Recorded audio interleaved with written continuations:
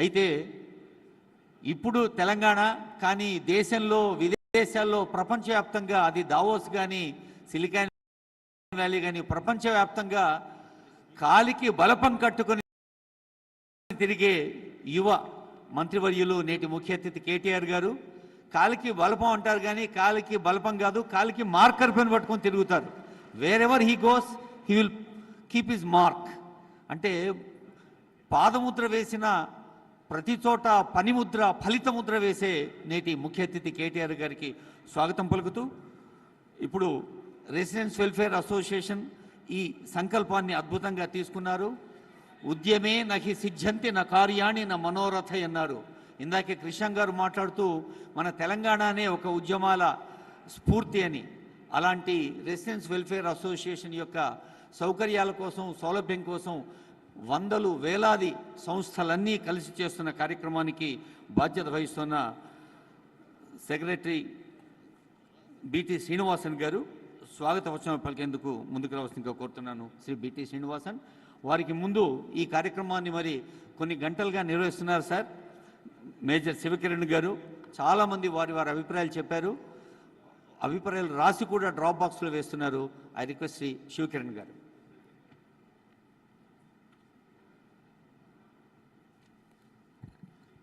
అందరికీ స్వచ్ఛ నమస్కారం. United federation of resident welfare association తరఫున మంత్రి కేటీ రామారావు గారికి ప్రత్యేక స్వాగతం. Sir, thank you for this huge opportunity and for your presence here. It's an overwhelming experience for us, seeing a lot of RWAs, and you are accepting our invite and you are being here is a huge plus.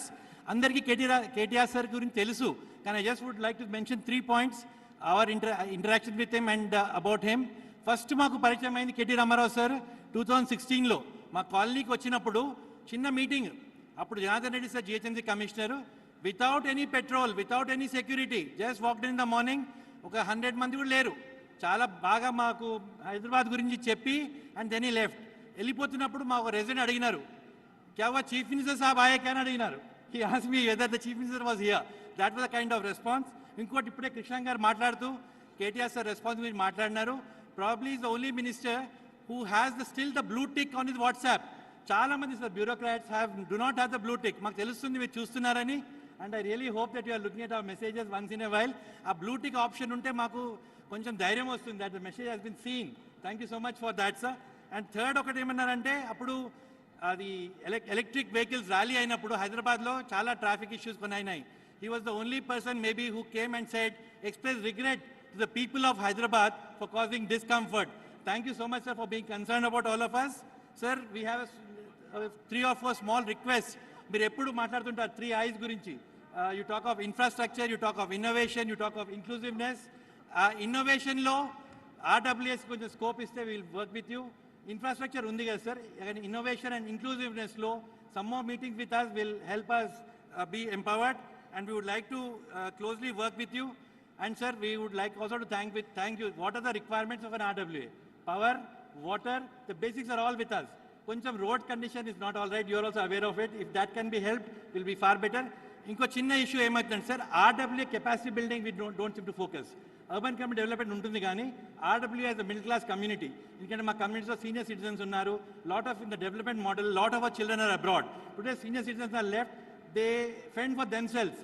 Families లాగా ఉంటాం కానీ అడగడానికి కొంచెం ఇబ్బంది అవుతుంది. అదే capacity building, we also have our differences with in the ఆర్డబ్ల్యూఏస్. కొంతమంది కోర్టులోకి వెళ్దాము, ఇష్యూస్ అవుతున్నాయి. Some kind of play by the government to let's say come in and intervene and find solutions. So we feel we are like the directive principles of state policy to the constitution. అయితే అప్పుడు constitution directive principle state policy ఎట్లా ఉంటుందంటే, we are your moral compass. Governments ఏం చేస్తున్నాయి, how we can contribute. So that is what we are. We thank you for this opportunity sir. ఇక్కడ చాలా welfare అందరూ ఒక దగ్గరికి వచ్చినారు, and we wish you well. చాలాసార్లు ఇంతకుముందు మాట్లాడుతున్నప్పుడు ఒక యూఎస్ ప్లేన్ అడిగేది, ఎప్పుడు కూడా మనము దేశం మనకేం చేస్తుందని అడగకుండా వాట్ వీ కెన్ డూ అన్నది. Instead of that we also should say what RWS can do. నార్మల్గా అనుకుంటాము, where there is a will there is a way, where there is a will there is a way, where there is no way there is RWA is what we say, sir. If there's no way, we create a way. We again thank you for your presence, and it's wonderful to have you here, and we're all waiting to hear you, sir. Appadi nunchi andaru meekosam chustunnaru. We would like you to speak. Major Shivakiran గారు welcome అడ్రస్కి ధన్యవాదాలతో ఇప్పుడు అందరూ లేచి నిలబడి జనని భారతికి ప్రార్థన చేద్దాం. Jana Gana Mana. I request the technical team to play. अधिनायक जय हे भारत भाग्य विधाता, पंजाब सिंध गुजरात मराठा द्राविड उत्कल बंगा, विंध्य हिमाचल यमुना गंगा उच्चल जलधि तरंगा, तव शुभ नामे जागे, तव शुभ आशीष मांगे, गाहे तव जय गाथा।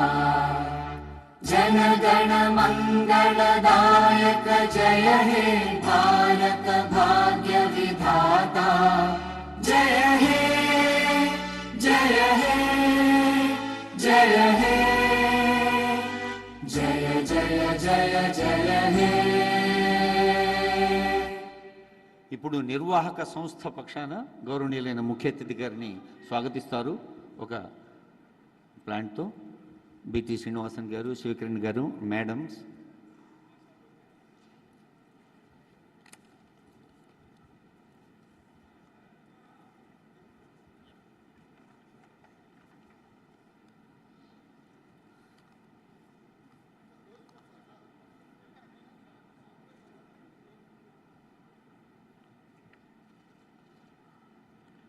మన కేటీ అన్న ఆ అబ్రివేషన్లో ఐటీ గుర్తొస్తుంది. ఐటీ అంటే కేవలం ఇన్ఫర్మేషన్ టెక్నాలజీనే కాదు, అది ఇన్నోవేటివ్, అంటే ఎప్పటికప్పుడు అవసరానికి తగిన ఆలోచనలు ఒక విజన్తో అమలు చేసే ప్రయత్నం జరుగుతోంది.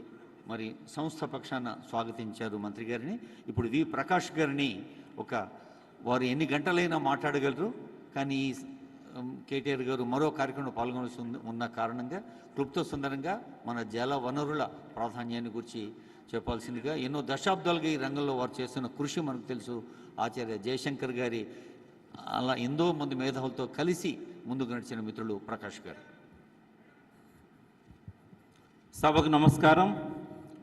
వేదిక మీద ఉన్న పెద్దలు, గౌరవ మంత్రివర్యులు శ్రీ కేటీఆర్ గారికి, ఈ కార్యక్రమాన్ని చాలా విజయవంతంగా నిర్వహిస్తున్న మేజర్ శివకిరణ్ అండ్ శ్రీనివాసన్ గారికి,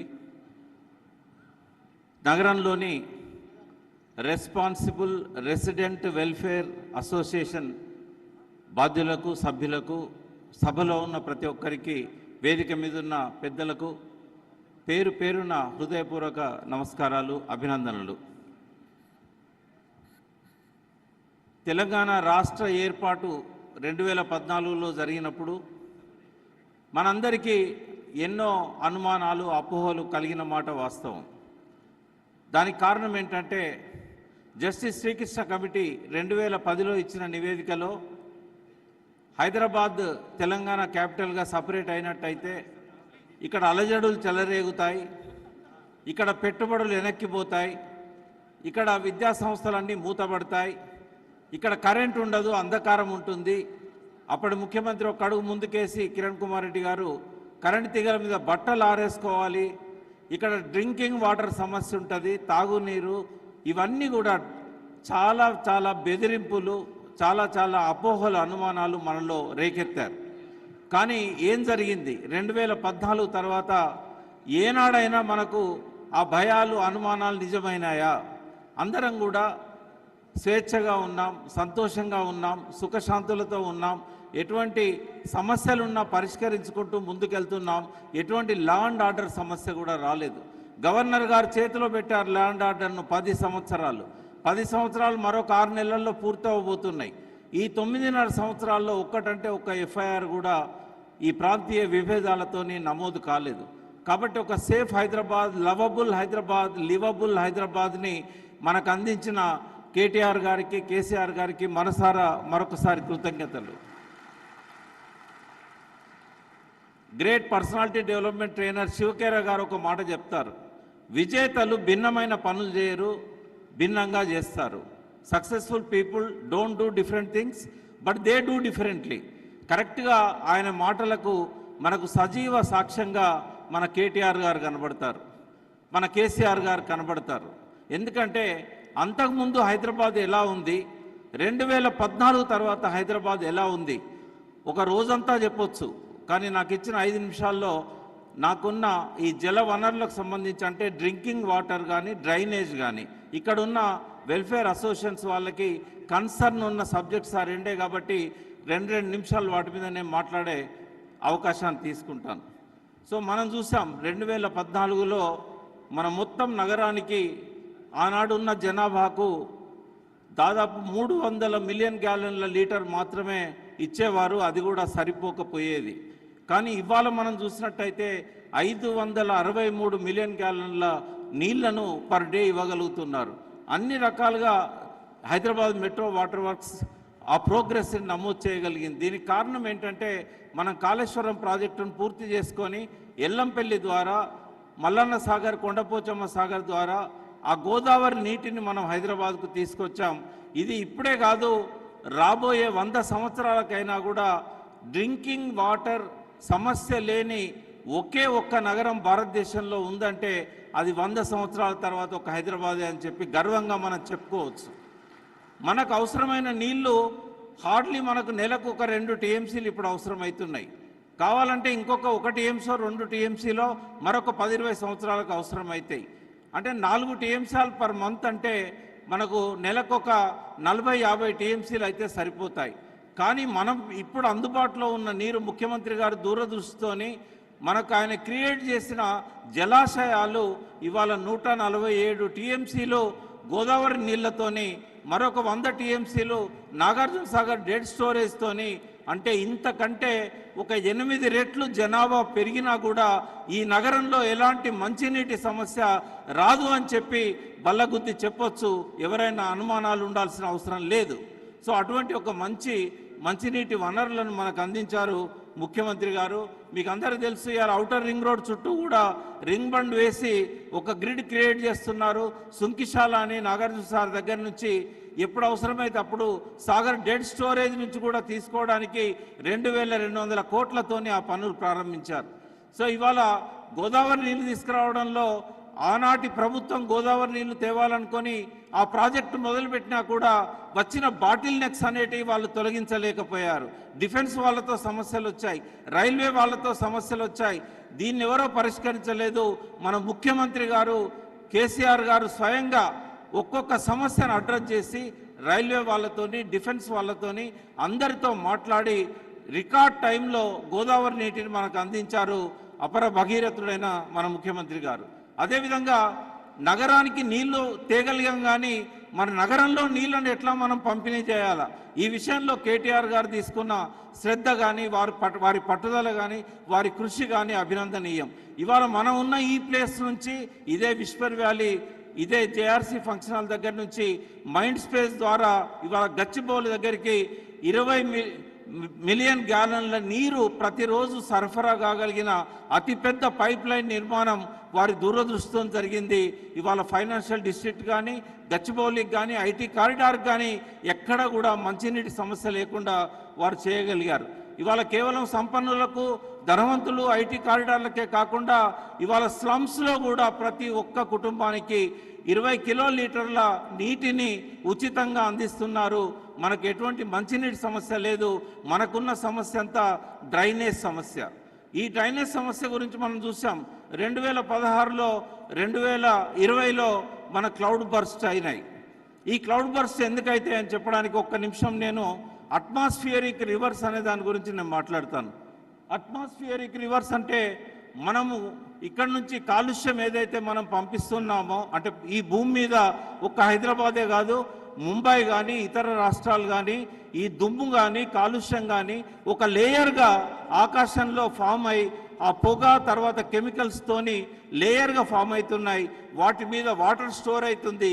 ఆ బరువుకు కిందికి తగ్గి తగ్గి తగ్గి తగ్గి భూమి వాతావరణంలోకి వచ్చినప్పుడు ఆ రివర్స్ బ్లాస్ట్ అవుతున్నాయి. ఇవాళ అమెజాన్ రివర్ కంటే కూడా ఎక్కువ నీటి పరిమాణాన్ని ఈ క్లైమేట్లో ఈ అట్మాస్ఫియరిక్ రివర్స్ కలిగి ఉంటున్నాయని చెప్పి కాలిఫోర్నియాలో ఎన్విరాన్మెంటలిస్టులు ప్రకటించారు. ఇవి ఎటువంటి అంటే బాంబేలో పొల్యూషన్తో ఫామ్ అయిన ఆ క్లౌడ్ ఆ గాలితోని హైదరాబాద్కి వచ్చి ఇక్కడ బరస్ట్ అవుతుంది. ఎక్కడో చైనాలో క్లౌడ్ స్టార్ట్ అయితే అది కాలిఫోర్నియాలో బర్స్ట్ అవుతున్నది. సో ఇదంతా తగ్గాలంటే మనం గ్లోబల్ వార్మింగ్ గురించి సీరియస్గా తీసుకోవాలి. మన ప్రభుత్వం అందుకే ఇవాళ లంగ్ స్పేస్ క్రియేట్ చేయడమే కాకుండా ఫారెస్ట్ కవర్ని 17% నుంచి 24% తీసుకెళ్ళింది. 100కు పైన ఫారెస్ట్ పార్కులను మనకు సమీప దూరంలో క్రియేట్ చేసింది. ఇక ఫ్లడ్స్ వచ్చినప్పుడు మనము నివారించాలంటే దానికి ఒక అద్భుతమైన కార్యక్రమాన్ని కేటీఆర్ గారు ప్రారంభించారు. స్ట్రాటజిక్ నాలా డెవలప్మెంట్ ప్రోగ్రామ్ SNDP అని చెప్పి. ఈ ప్రోగ్రాం ఎందుకు అవసరమైందంటే హైదరాబాద్ చుట్టూ గతంలో 800కు పైన చెరువులు ఉండేది. కేవలం GHMC పరిధిలోనే 400 వరకు చెరువులు ఉండేది. ఈ చెరువులన్నీ తగ్గి ఇవాళ 285 చెరువులు అధికారికంగా మనము ధృవీకరించాం. ఈ చెరువులను కాపాడుకోవడానికి మొట్టమొదటిసారి రాష్ట్ర ప్రభుత్వం FTLను ఫిక్స్ చేసింది. ఇక్కడ సమస్య ఏంటంటే ఈ గొలుసు చెరువుల్లోని గొలుసులన్నీ ఆక్రమణకు గురైనాయి. వర్షపు నీరు పోయే స్ట్రెయిన్ వాటర్ డ్రైన్స్ కూడా అవి కబ్జాలకు గురైనాయి, లేదా నగర విస్తరణ లోపల రోడ్ల విస్తరణలో కలిసిపోయి డ్రైనేజీలుగా మారిపోయినాయి. మరి ఇటువంటి వాటిని ఎట్లా సరిచేయాలని చెప్పి ఎంతో దూరదృష్టితోని విజ్ఞతతోని కేటీఆర్ గారు తలపెట్టిన ప్రోగ్రామే 885 కోట్లతోని ఈ స్ట్రాటజిక్ నాలా డెవలప్మెంట్ ప్రోగ్రాం. ఇందులో ఏం చేశారు వారంటే అటు ఫాక్స్ సాగర్, ఎప్పుడు సిటీలో వరదకు కారణమయ్యేది ఫాక్స్ సాగర్ నుంచి ఇటు రాజేందర్ నగర్ దాకా, అటు రామంతపూర్ దాకా ఈ గొలుసులు అన్నిటిని కూడా రివైవ్ చేయగలిగారు. అన్ని చెరువులకు స్లూయిస్లను పునర్నిర్మించారు. అన్ని చెరువుల్లో అలుగులను మళ్ళీ సక్రమంగా పోయేటట్టు చేశారు. వారు చేపట్టిన ఈ కార్యక్రమం దిగ్విజయంగా నడుస్తున్నది. ఇప్పటికి 70-80% పూర్తయింది. మరొక 20% పూర్తి కావడానికి కొంత సమయం పడుతుంది. దాని ఫలితాన్ని కూడా మనం చూసాం. 2016లో వరదలు వచ్చినప్పుడు, 2020లో వరదలు వచ్చినప్పుడు జన నష్టం జరిగింది. అనేక ప్రాంతాలు జలమయమైనాయి. కానీ ఇప్పుడు ఎక్కడ కూడా ఒక్కరోజు కనీసం వరద నీరు నిల్వ ఉండే పరిస్థితి లేకుండా కేటీఆర్ గారు అద్భుతంగా చేయగలిగారు. సో ఇటువంటి అద్భుతమైన పనులు చేస్తున్నాం కాబట్టే ఆశీర్వదించమని ఇవాళ మీ ముందుకొచ్చి అడుగుతున్నాం. మంచి పనులు చేశాం. ఇక ముందు తలపెట్టిన మంచి పనులు పూర్తి చేయాలంటే కేటీఆర్ గారి సారథ్యంలోనే సాధ్యమవుతుంది. ఆ విషయాన్ని గమనించి మరొకసారి ఆశీర్వదించాలని, రాబోయే 5 ఏళ్ళు కూడా ఇదే ప్రభుత్వాన్ని అధికారంలో ఉంచాలని పేరున ప్రతి ఒక్కరికి శిరస్సు వంచి నమస్కరిస్తూ మీ వద్ద సెలవు తీసుకుంటున్నాను. జై తెలంగాణ. జన వనరులకు ప్రాణ సమమైన జల వనరుల గురించి తెలిపిన వి ప్రకాష్ గారికి ధన్యవాదాలు. ఈ భూమి మీద 70% నీళ్లు, మన దేహంలో 60% నీళ్లు. అయితే ఇంత పెద్ద శాతం ఉన్న నీళ్లు ఒకవైపు అయితే ఇంత చిన్న పిడికెడు గుండెలో ఎంత తడి ఉంది అనేది ముఖ్యం.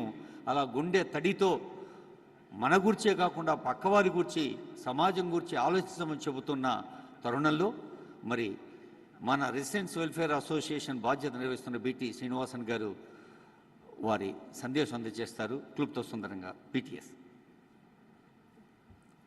Good morning, I must say good afternoon. నేను సందేశం ఇవ్వడానికి రాలేదు. Just I want to brief what యూఫర్ was and what we are in Greater Hyderabad and Telangana. On behalf of our United Federation of Resident Welfare Associations, Honorable President Dr. Rao VBJ Chelikani Garu, I welcome you all for today's Partners in Progress Initiative meeting with our beloved Honorable Minister Sri K. Taraka Ramarao Garu. Gathered in Tarnaka in 2007, a number of RWAs have unanimously decided to constitute a formal federation of Resident Welfare Association and called United Federation of Resident Welfare Associations UFRWAS, with an aim to be proactive, constructive, to liaise with concerned authorities and to express civic issues that are bothering citizens of the state most in one voice. The main focus is to stimulate awareness on the responsibilities and rights of the residents and to enhance the attention, action and commitment of the administration towards all-round well-being of the residents and to empower the residents to become active agents of change and to supervise proper implementation of the powers and responsibilities given to the urban bodies as per the 74th Amendment Act and Article 232 of the Constitution. As at present, around 4,300 flat association, that is apartment association and colony associations are affiliated to resident welfare associations, UFRWAs, in Greater Hyderabad. So we are very closely working with the RWAs that way. UFRWAs from the beginning working closely with GHMC. UFRWAs involved in resolving various civic issues and also in development initiatives like Swachh Hyderabad, Haritaharam, RERA bill enactment in Parliament, Railway Development Project, extending support to local administration in COVID pandemic management, Army roads closure issue, and other major civic issues. In the year 2012, UFR was, for the first time in India, hosted a national conference of Resident Welfare Association in Hyderabad. This conference was attended by a number of RWAs from most of the states and formed a national apex body of RWAs called Confederation of Resident Welfare Associations, CORWA. Since then, every year, a national conference of RWAs happening in one of the major cities in India. Our next national conference is scheduled for 2 days on 25th and 26th of November, that is this month, in Bangalore. Thank you for giving this opportunity. Especially ఇక్కడికి వచ్చిన RWS అందరికీ కూడా స్వాగతం. కేటీఆర్ గారు ఇక్కడ ఈ అవకాశం మనకి ఇచ్చినందుకు చాలా thank you sir for his time. ఎందుకంటే చాలా టైట్ షెడ్యూల్లో ఉన్నారు ఆయన, పోల్ షెడ్యూల్లో. రెండోది, పొలిటికల్ పార్టీగా బీఆర్ఎస్ పార్టీకి మేము ఒక రిప్రజెంటేషన్ ఇచ్చాం యూఫర్వాస్ నుంచి. ఏమనంటే, సార్ మీరు ఈ 5 ఏళ్ళలో ఏం చేశారు, మీ పార్టీ విజన్ ఏంటి ఫర్ ఆర్డబ్ల్యూఎస్ సిటిజన్స్కి అని అడిగితే he said, you have a meeting, I will come and attend that meeting and address you all. Thank you sir, thank you all. Thank you Bitti Srinivasan garu. ఇందాకే అనుకున్నాం, మన వ్యక్తిగత పనులకి కుటుంబ పనుల కోసమే టైం సరిపోయిన రోజుల్లో 45 ఏళ్లుగా ఇలా జనావాసాల కోసం, నివాసితుల కోసం కృషి చేస్తున్న అమ్మ గీతమ్మ 2 నిమిషాలు మాట్లాడతారు. 45 ఏళ్ల కృషిని 2 నిమిషాల్లో చెప్పడం అంటే ఏనుగును చెంబులో దించటం. అమ్మ అందుకు సమర్థురాలు. ధన్యవాదాలండి. నా చిన్నప్పుడు మా అమ్మ నన్ను గీతమ్మ అని పిలిచేది. Today he's called me that. సరే, we're all using the word, the acronym RWA very freely, but there was an origin of this. Antamundu, when I first started this activity, there were youth associations, cooperative societies, housing societies, but nothing else. Whereas మా చుట్టూ పరిసరాల్లో కొంత శుభ్రత అన్నీ కావాలంటే I had to write some letters. I didn't know in what way to write it. Some youth association in our colony gave me some sheets of letterhead saying, "Idi vadukomannaru." When I went with those to the municipal office, then Municipal Corporation of Hyderabad, they said, "Idi pettukuni meer em sadhistarandi annaru." So I immediately then and there coined the word Methodist Colony Welfare Association. I went back home, retyped the letters on an old typewriter, and from there began the journey. In one decade, 94 to 2004, we made a booklet, The Decade of Development, starting with basics, roads, footpaths, street lights. We tried to cover everything. Slowly we became ambitious. ఐదేళ్లలో we realized we have open spaces. ఇవన్నీ కబ్జాదార్ చేతుల్లో పోకూడదని చెప్పి we approached again the municipal corporation and we could salvage 4 parks which are even today iconic in the city. We have a park with neem trees which are more than 100 years old, 3 of them. We have another park with natural rock formations, the Rock Park, and we have 2 spaces for our children to play. In fact, it is with pride, KT Ramarao garu visited our Neem Park in the same meeting that was mentioned earlier. He came unannounced. We were totally unprepared. He asked me one question that day. I don't know if he remembers it. He asked, "How did you protect this park? Or how did you prevent it from getting encroached?" I said, "It's a very good question, but the job was already done, and even today, We have fought many attempts to make structures, destroy the park in multiple ways, and we have succeeded. RWAs are the face of the communities, whether it's apartment or a gated community or a building or a colony. And we are also the interface between government administration and the local community. In the early years, whether it was for a property tax self-assessment, whether it is to ask for response from voters, the government agencies sent their people to my house. I said, what can I do for you? So provided them, used the lists of names that we had compiled, used the layout maps that we had made, and it all became very useful. Thereafter, today, it's the era of WhatsApp and social media.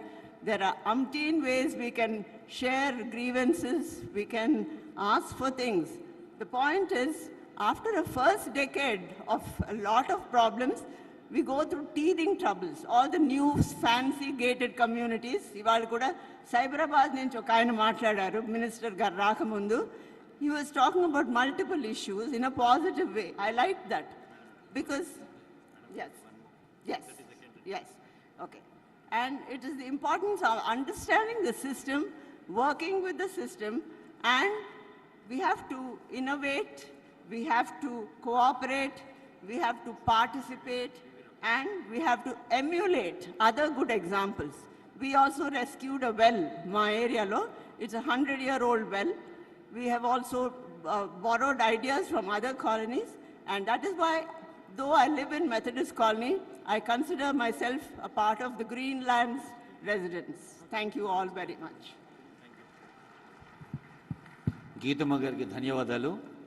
ఇప్పుడు హైదరాబాద్ నగరం అంటే కేవలం రోడ్లే కాదు, under పాసులు, road over బ్రిడ్జ్లు, ఫ్లైఓవర్లు, metro, sky వాక్లు, ఇలా అంతస్తులుగా ఎదగటం అనేది కేవలం భౌతికంగా మౌలిక సదుపాయాలే కాదు, నైతిక స్థైర్యానికి ప్రభుత్వం కల్పిస్తున్న సౌకర్యాలకు ఉన్న బంధాన్ని తెలిసిన విజనరీ నేతలు సౌకర్యాలు పెంచుతూ, సౌలభ్యం పంచుతూ, ఈ పంచటం అనేది ఒక నినాదంగా కాదు, విధానంగా ముందుకు సాగుతున్న ఈవేళ మరి మన రెసిడెన్స్ వెల్ఫేర్ అసోసియేషన్ వారి ఆహ్వానాన్ని మన్నించి ముఖ్య అతిథిగా విచ్చేసిన గౌరవనీయులైన కేటీఆర్ గారి సందేశం.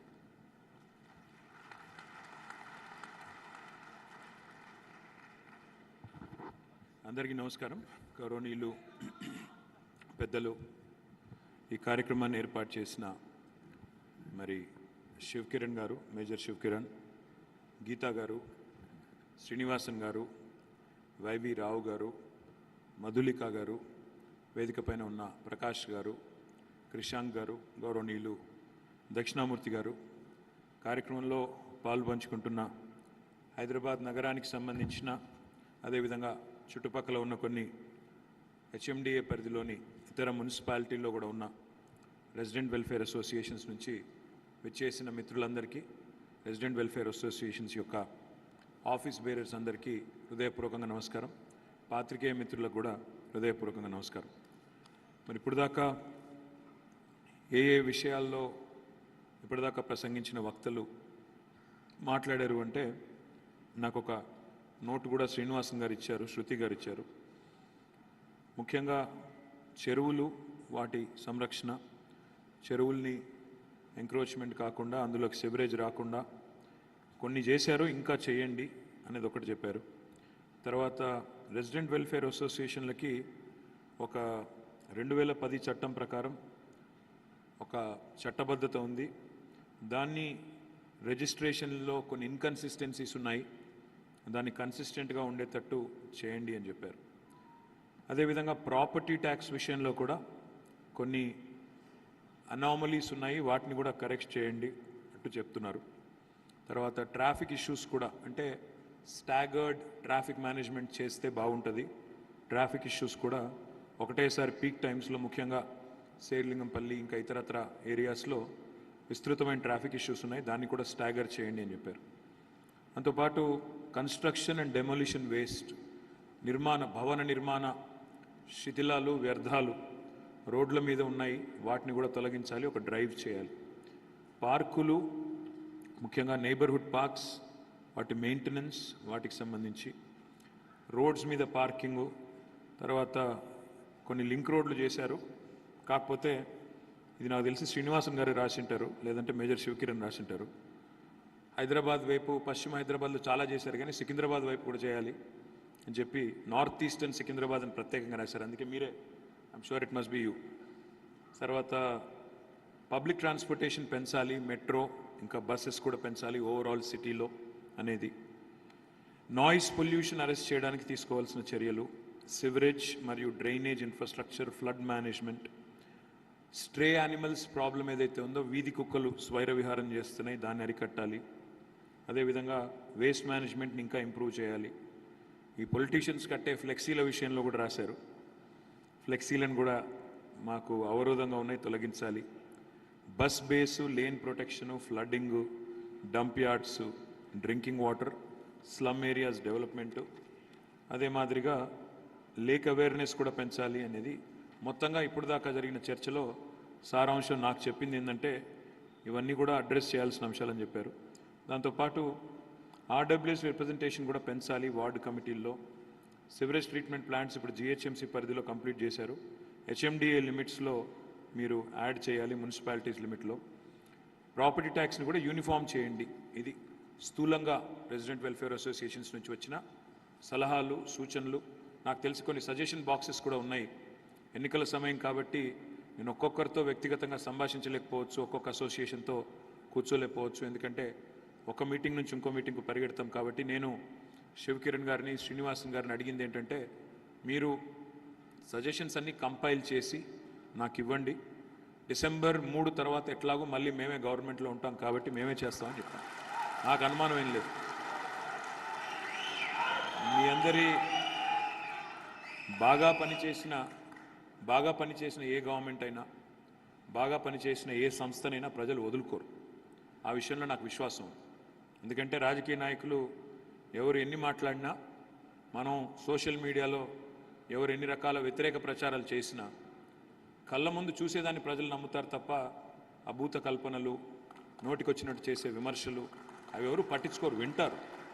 ఇప్పుడు వినడం తప్పు కాదు, చూడడం అంతకంటే తప్పు కాదు, కానీ విచక్షణ కోల్పోకూడదు. విచక్షణ కోల్పోకుండా జాగ్రత్తగా నిర్ణయాలు తీసుకోవాలి.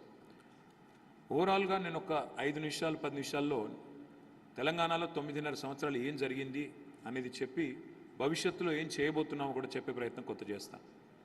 ఒకసారి మీరు కనుక చూసినట్టయితే 2014లో తెలంగాణ రాష్ట్రం ఏర్పడ్డప్పుడు ఆనాడు హైదరాబాద్ విషయంలో, అదేవిధంగా ఈ మహానగరం మన రాజధాని విషయంలో ఎన్నో అనుమానాలు ఉండేది. కానీ వాళ్ళ అన్ని అనుమానాలు పటాపంచలైనాయి. బ్రహ్మాండంగా ఇవాళ అన్ని విషయాల్లో, ముఖ్యంగా మౌలిక వసతుల్లో, మౌలిక సదుపాయాల విషయంలో ఈ ప్రభుత్వం గణనీయమైన పురోగతి సాధించింది. నేనేమి భూతల స్వర్గం అయిపోయింది హైదరాబాదు, ఇంకేమీ పని చేయడానికి లేదు, లేదా మేమేదో అఖండమైన ఈ పని చేసాం, ఇంకేమీ లేదు ఇంకా మిగిలిందని నేను చెప్పట్లేదు. సిన్సియర్గా, నిబద్ధతతో, చిత్తశుద్ధితో మా శాయశక్తుల శక్తి మేరకు మా ప్రయత్నాన్ని బలంగా చేశాం. 9.5 ఏళ్ళు అయింది ఇప్పుడు కరెక్ట్గా. అందులో మనం గుర్తుపెట్టుకోవాల్సిన అంశాలు 2-3 ఉన్నాయి. ఈ 9.5 ఏళ్లలో కూడా మధ్యలో 2 సంవత్సరాలు కరోనా వల్లనే మనం నిజానికి పూర్తి స్థాయిలో 100% పనిచేసే పరిస్థితి లేదు అన్నాడు. ఎందుకంటే ఆ రోజుల్లో సరే మిగతా రాష్ట్రాల్లో, మిగతా నగరాల్లో ఏం చేశారో నాకు తెలియదు, కానీ నాకు తెలిసిన ఒకే ఒక్క నగరం హైదరాబాద్. లాక్డౌన్ సమయాన్ని కూడా సద్వినియోగం చేసుకొని రోడ్లు వేసుకొని కొత్త రోడ్లు నిర్మించిన ఒకే ఒక్క నగరం హైదరాబాద్ భారతదేశం.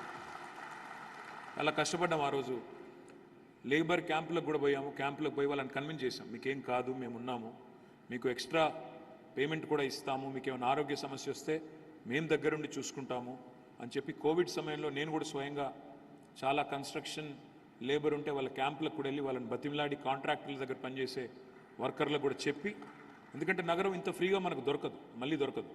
ఎందుకంటే రోజుకు 6 గంటల కంటే ఎక్కువ పని చేయలేం మహానగరంలో. ట్రాఫిక్ ఎప్పుడు ఆపుతాం, ఎక్కడ ఆపుతాం అంటే మనం రాత్రి దాదాపు 12 నుంచి ఉదయం 6 గంటల వరకే పని చేయగలుగుతాం తప్ప మిగతా టైంలో చేయలేం. అందుకే నేను అందరినీ ఒప్పించాను అప్పుడు దగ్గరికి వెళ్ళి, దయచేసి మీరు మాకు సహకరించండి, ఎందుకంటే ఈ టైం తప్ప మాకు మళ్ళీ 24 గంటలు పనిచేసే టైం మళ్ళీ దొరకదు అంటే పాపం వాళ్ళు కూడా దయతో ఒప్పుకున్నారు. వాళ్ళకు కూడా నేను ధన్యవాదాలు తెలియజేస్తాను.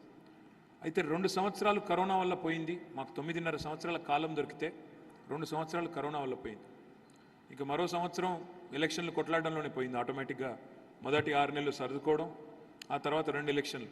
కాబట్టి నికరంగా మేము పనిచేసింది నెట్ తీసుకుంటే 6.5 సంవత్సరాలు మాత్రమే. మిగతా 2 ఏళ్ళు కోవిడ్, సంవత్సరంన్నర ఎలక్షన్లు, కొత్త రాష్ట్రము, సర్దుకోవడం, కొత్త సంసారం. కాబట్టి ఒక 6 నెలలు దానికి. వెరసి మేము పనిచేసింది నికరంగా 6.5 సంవత్సరాలు మాత్రమే. మరి 6.5 ఏళ్లలో మేము చేసిన పని మీ కళ్ళ ముందు ఉంది.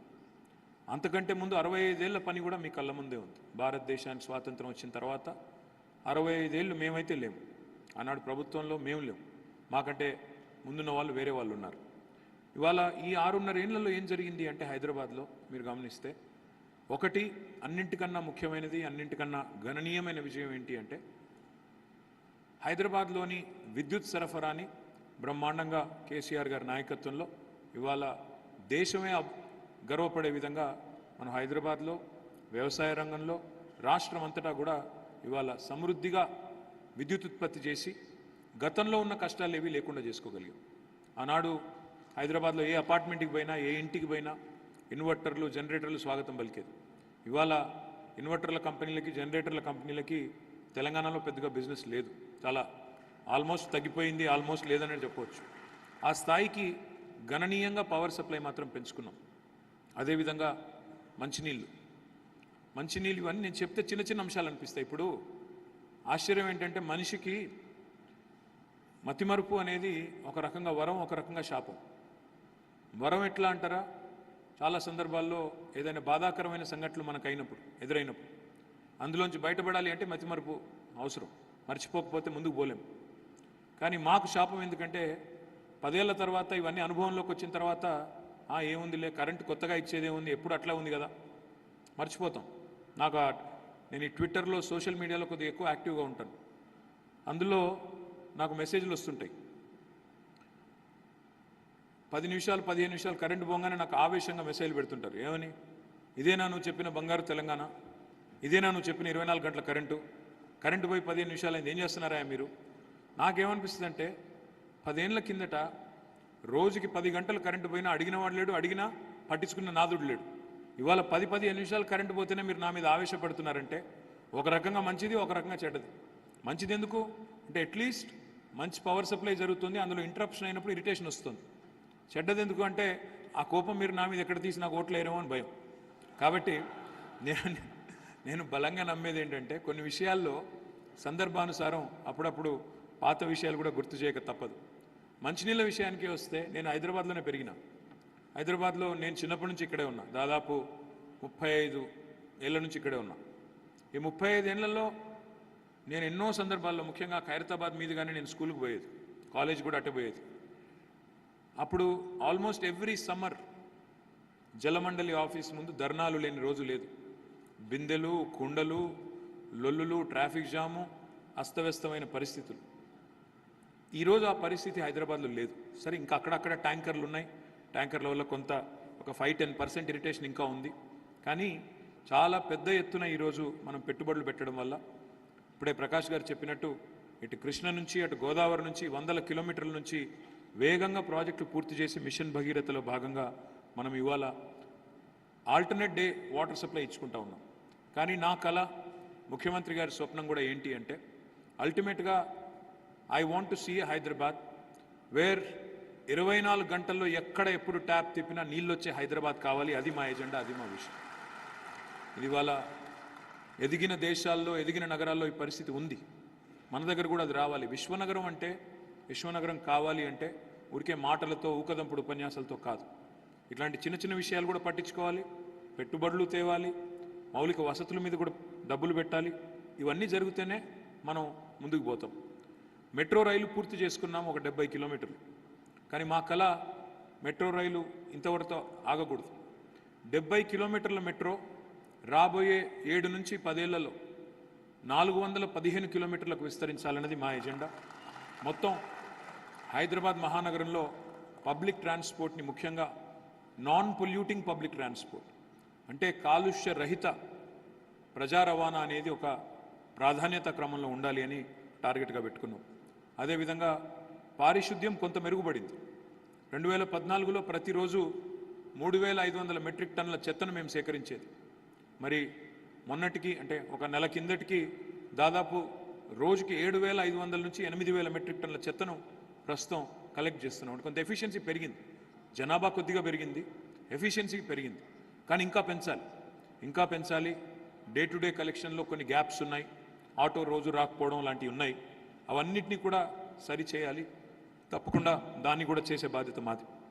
అదేవిధంగా మోర్ ఇంపార్టెంట్ ఈజ్ ఇప్పుడు మీరు అన్నారు పార్టిసిపేటరీ గవర్నెన్స్ అంటే కేవలం కార్పొరేటర్లు, ఎమ్మెల్యేలు, ఎమ్మెల్సీలు, అధికారులు మాత్రమే కాదు, మాకు రెసిడెంట్ వెల్ఫేర్ అసోసియేషన్స్కి భాగస్వామ్యం కల్పించండి అని మీరేదైతే అడిగారో 100% వచ్చే టర్మ్లో చేసే బాధ్యత నాది. తప్పకుండా మీకు ఒక ప్రముఖమైన పాత్ర, ఒక వ్యాలిడేషన్ ఇప్పించే బాధ్యత కూడా నాది. ఎందుకంటే అల్టిమేట్గా పురపాలన మున్సిపల్ అడ్మినిస్ట్రేషన్ అనే పదంలోనే, పురపాలనలోనే పౌరుల భాగస్వామ్యంతో కూడిన పాలన అనే అర్థం అందులోనే ఉంది, ఇమిడి ఉంది. కానీ దాన్ని గతంలో కొంత ప్రయత్నం చేసినా, మన నగరం పేరుతో కొంత టౌన్ హాల్స్ పెట్టి మీ ఫీడ్బ్యాక్ తీసుకునే ప్రయత్నం కొంత చేసినా అనుకున్నంత చేయలేకపోయాము. వచ్చే టర్మ్లో తప్పకుండా ఆ ప్రయత్నం కూడా బలంగా చేస్తాం. దాంతోపాటు సంస్కరణలు, రిఫార్మ్స్, అడ్మినిస్ట్రేటివ్ రిఫార్మ్స్. ఈ ప్రభుత్వం వచ్చిన తర్వాత ఈరోజు టీఎస్ బీపాస్ లాంటి చట్టం తెచ్చాం. మీకు 21 రోజుల్లో ఏ బిల్డింగ్ అయినా పర్మిషన్ ఇవ్వాలి, లేదంటే ఆటోమేటిక్ అప్రూవల్ అనే ఒక సిస్టమ్. తద్వారా అవినీతి తగ్గించాలి, లంచగొండితనం తగ్గించాలనే ఒక బలమైన ప్రయత్నం చేశాం. ట్రాన్స్పరెన్సీ తెచ్చే ప్రయత్నం చేశాం. కొంతమేరకు సఫలమయ్యాం. ఇంకా అందులో కూడా చిన్న చిన్న చిక్కులుంటే వాటిని కూడా తప్పకుండా సరిదిద్దుతాం. హైదరాబాద్ మరి మీరు చాలామందికి తెలియకపోవచ్చు, ఇది 100% సివరేజ్ ట్రీట్మెంట్ కెపాసిటీ అయిన ఒకే ఒక్క నగరం భారతదేశంలో ఈరోజు మన హైదరాబాద్ మాత్రమే. 100% సివరేజ్ ట్రీట్మెంట్. మొన్ననే అక్టోబర్ మాసానికి ప్రాజెక్టులన్నీ పూర్తయినాయి. ఎలక్షన్ కోడ్ రావడం వల్ల మనం స్టార్ట్ చేయలేదు. తప్పకుండా డిసెంబర్ 3 తర్వాత వాటన్నిటిని కూడా లాంచ్ చేస్తాము. 100% సివరేజ్ ట్రీట్మెంట్ అంటే మన నగరంలో రోజు ఉత్పత్తి అయ్యేది 2,000 MLDల 2,000 million litres per day sewerage. ఈరోజు మన కెపాసిటీ కూడా మనం దాదాపు 100% సివరేజ్ ట్రీట్మెంట్ కెపాసిటీ పెంచుకున్నాము. అన్ని ప్లాంట్స్ కూడా దాదాపుగా పూర్తయినాయి. డిసెంబర్ మాసంలో మిగతా అన్ని కూడా ప్రారంభించుకున్నట్టయితే సివరేజ్ ట్రీట్మెంట్ విషయంలో మనకి నగరం కూడా మెరుగయ్యే పరిస్థితి ఉంటుంది. అదేవిధంగా మీకు తెలుసు, effective law and order. KCR గారు ముఖ్యమంత్రి అయిన తర్వాత తీసుకున్న మొట్టమొదటి నిర్ణయం హైదరాబాద్లో శాంతి భద్రతల పరిరక్షణకి. ఎందుకంటే ఈ నగరంలో ఎలాంటి పంచాయతీ లేకుండా, హిందూ ముస్లిం పంచాయతీ కానీ, ఆంధ్ర తెలంగాణ పంచాయతీ కానీ, ఇంకో పంచాయతీ కానీ ఎక్కడా లేకుండా చాలా పటిష్టమైన శాంతి భద్రతలు మన నగరంలో గత 10 సంవత్సరాలుగా సమర్థవంతమైన నాయకత్వంలో అమలు చేసుకుంటా ఉన్నాం. అదేవిధంగా మహిళల కోసం షీ టీమ్స్, ఇట్లాంటి విమెన్ సేఫ్టీ ఐడియాస్, హాకై లాంటివి, షీ టీమ్స్ లాంటివి ప్రత్యేకంగా పెట్టి మన నగరంలో ఏ టైంలోనైనా మహిళలు మేము ఒంటరిగా బయటకు వెళ్ళినా మాకే ఇబ్బంది లేదు అనే స్థాయిలో ఇవాళ విమెన్ సేఫ్టీ మీద కూడా సేఫ్ సిటీ అనే క్యాంపెయిన్లో భాగంగా 5 లక్షల సీసీ కెమెరాలు పెట్టుకున్నా. అదేవిధంగా విమెన్ సేఫ్టీ కోసం ప్రత్యేకమైన కార్యక్రమాలు తీసుకున్నాం. ఇవి కూడా చేసుకున్నాం. రోడ్స్కి సంబంధించి చాలా కార్యక్రమాలు తీసుకున్నాం. మనం SRDP అయితే మీకు తెలుసు, ఇవాళ నగరంలోని ప్రతి మూలకి మీరు ఎక్కడికి వెళ్ళినా మీకు SRDP యొక్క ఫలితాలు కనబడతాయి. మీరు సికింద్రాబాద్ వైపు వెళ్తే అక్కడ కూడా మీకు మరి రైల్వే అండర్ పాస్లు, అదేవిధంగా రైల్వే ఓవర్ బ్రిడ్జ్లు అక్కడ కూడా కడుతున్నాం. అదే మాదిరిగా మీరు మల్కాజ్గిరి వైపు వెళ్తే ఎప్పటి నుంచో మీకు కలగా ఉన్న ఈస్ట్ ఆనంద్ బాగ్ లాంటి RUBలు కూడా పూర్తి చేసుకున్నాం. ఉప్పల్ వైపు వెళ్తే అక్కడ కూడా చెర్లపల్లిలో కూడా RUB పూర్తి చేసుకున్నాం. ఎల్బీ నగర్ అయితే జంక్షన్ మొత్తం ఎట్లా మారిందో మీకే కనబడుతోంది. నాగోల్ కానీ, ఎల్బీ నగర్ కానీ, బైరామల్ కూడా కానీ మీ కళ్ళ ముందే కనబడుతోంది. ఓల్డ్ సిటీలో కూడా ఇవాళ మలక్పేట్ కానీ, బహదూర్పురా కానీ, ఫలక్నుమా కానీ, శాస్త్రీపురం కానీ ఆ ప్రాంతం కూడా ప్రతి చోట మనం ప్రాజెక్టులు తీసుకున్నాం. కొన్ని పూర్తయినాయి, కొన్ని అవుతున్నాయి.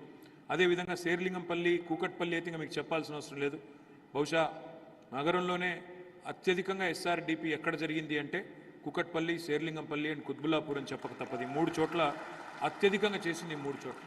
అట్లా SRDPలో భాగంగా చాలా అండర్ పాస్లు, ఫ్లైఓవర్లు ఇవన్నీ నిర్మాణం చేసుకున్నాం. లింక్ రోడ్లు నాకు మాజీ సుప్రీంకోర్టు ప్రధాన న్యాయమూర్తి ఎన్వి రమణ గారు చెప్పారు ఒకసారి. ఆయన హైదరాబాద్కి వస్తే చాలా బాగా చేస్తున్నారా మీరు, ఈ లింక్ రోడ్లు చాలా బాగుంది ఐడియా, ఎవరిచ్చారు ఐడియా ఇది, మిగతా వాళ్ళకు కూడా చెప్పండి అన్నారు. అంటే మన నగరంలో ఏమవుతుందంటే ఒక రోడ్ ఇక్కడ దాకా వస్తుంది, ఇంకో రోడ్ ఇక్కడ దాకా వస్తుంది, మధ్యలో ఒక చిన్న ముక్కు ఉండదు.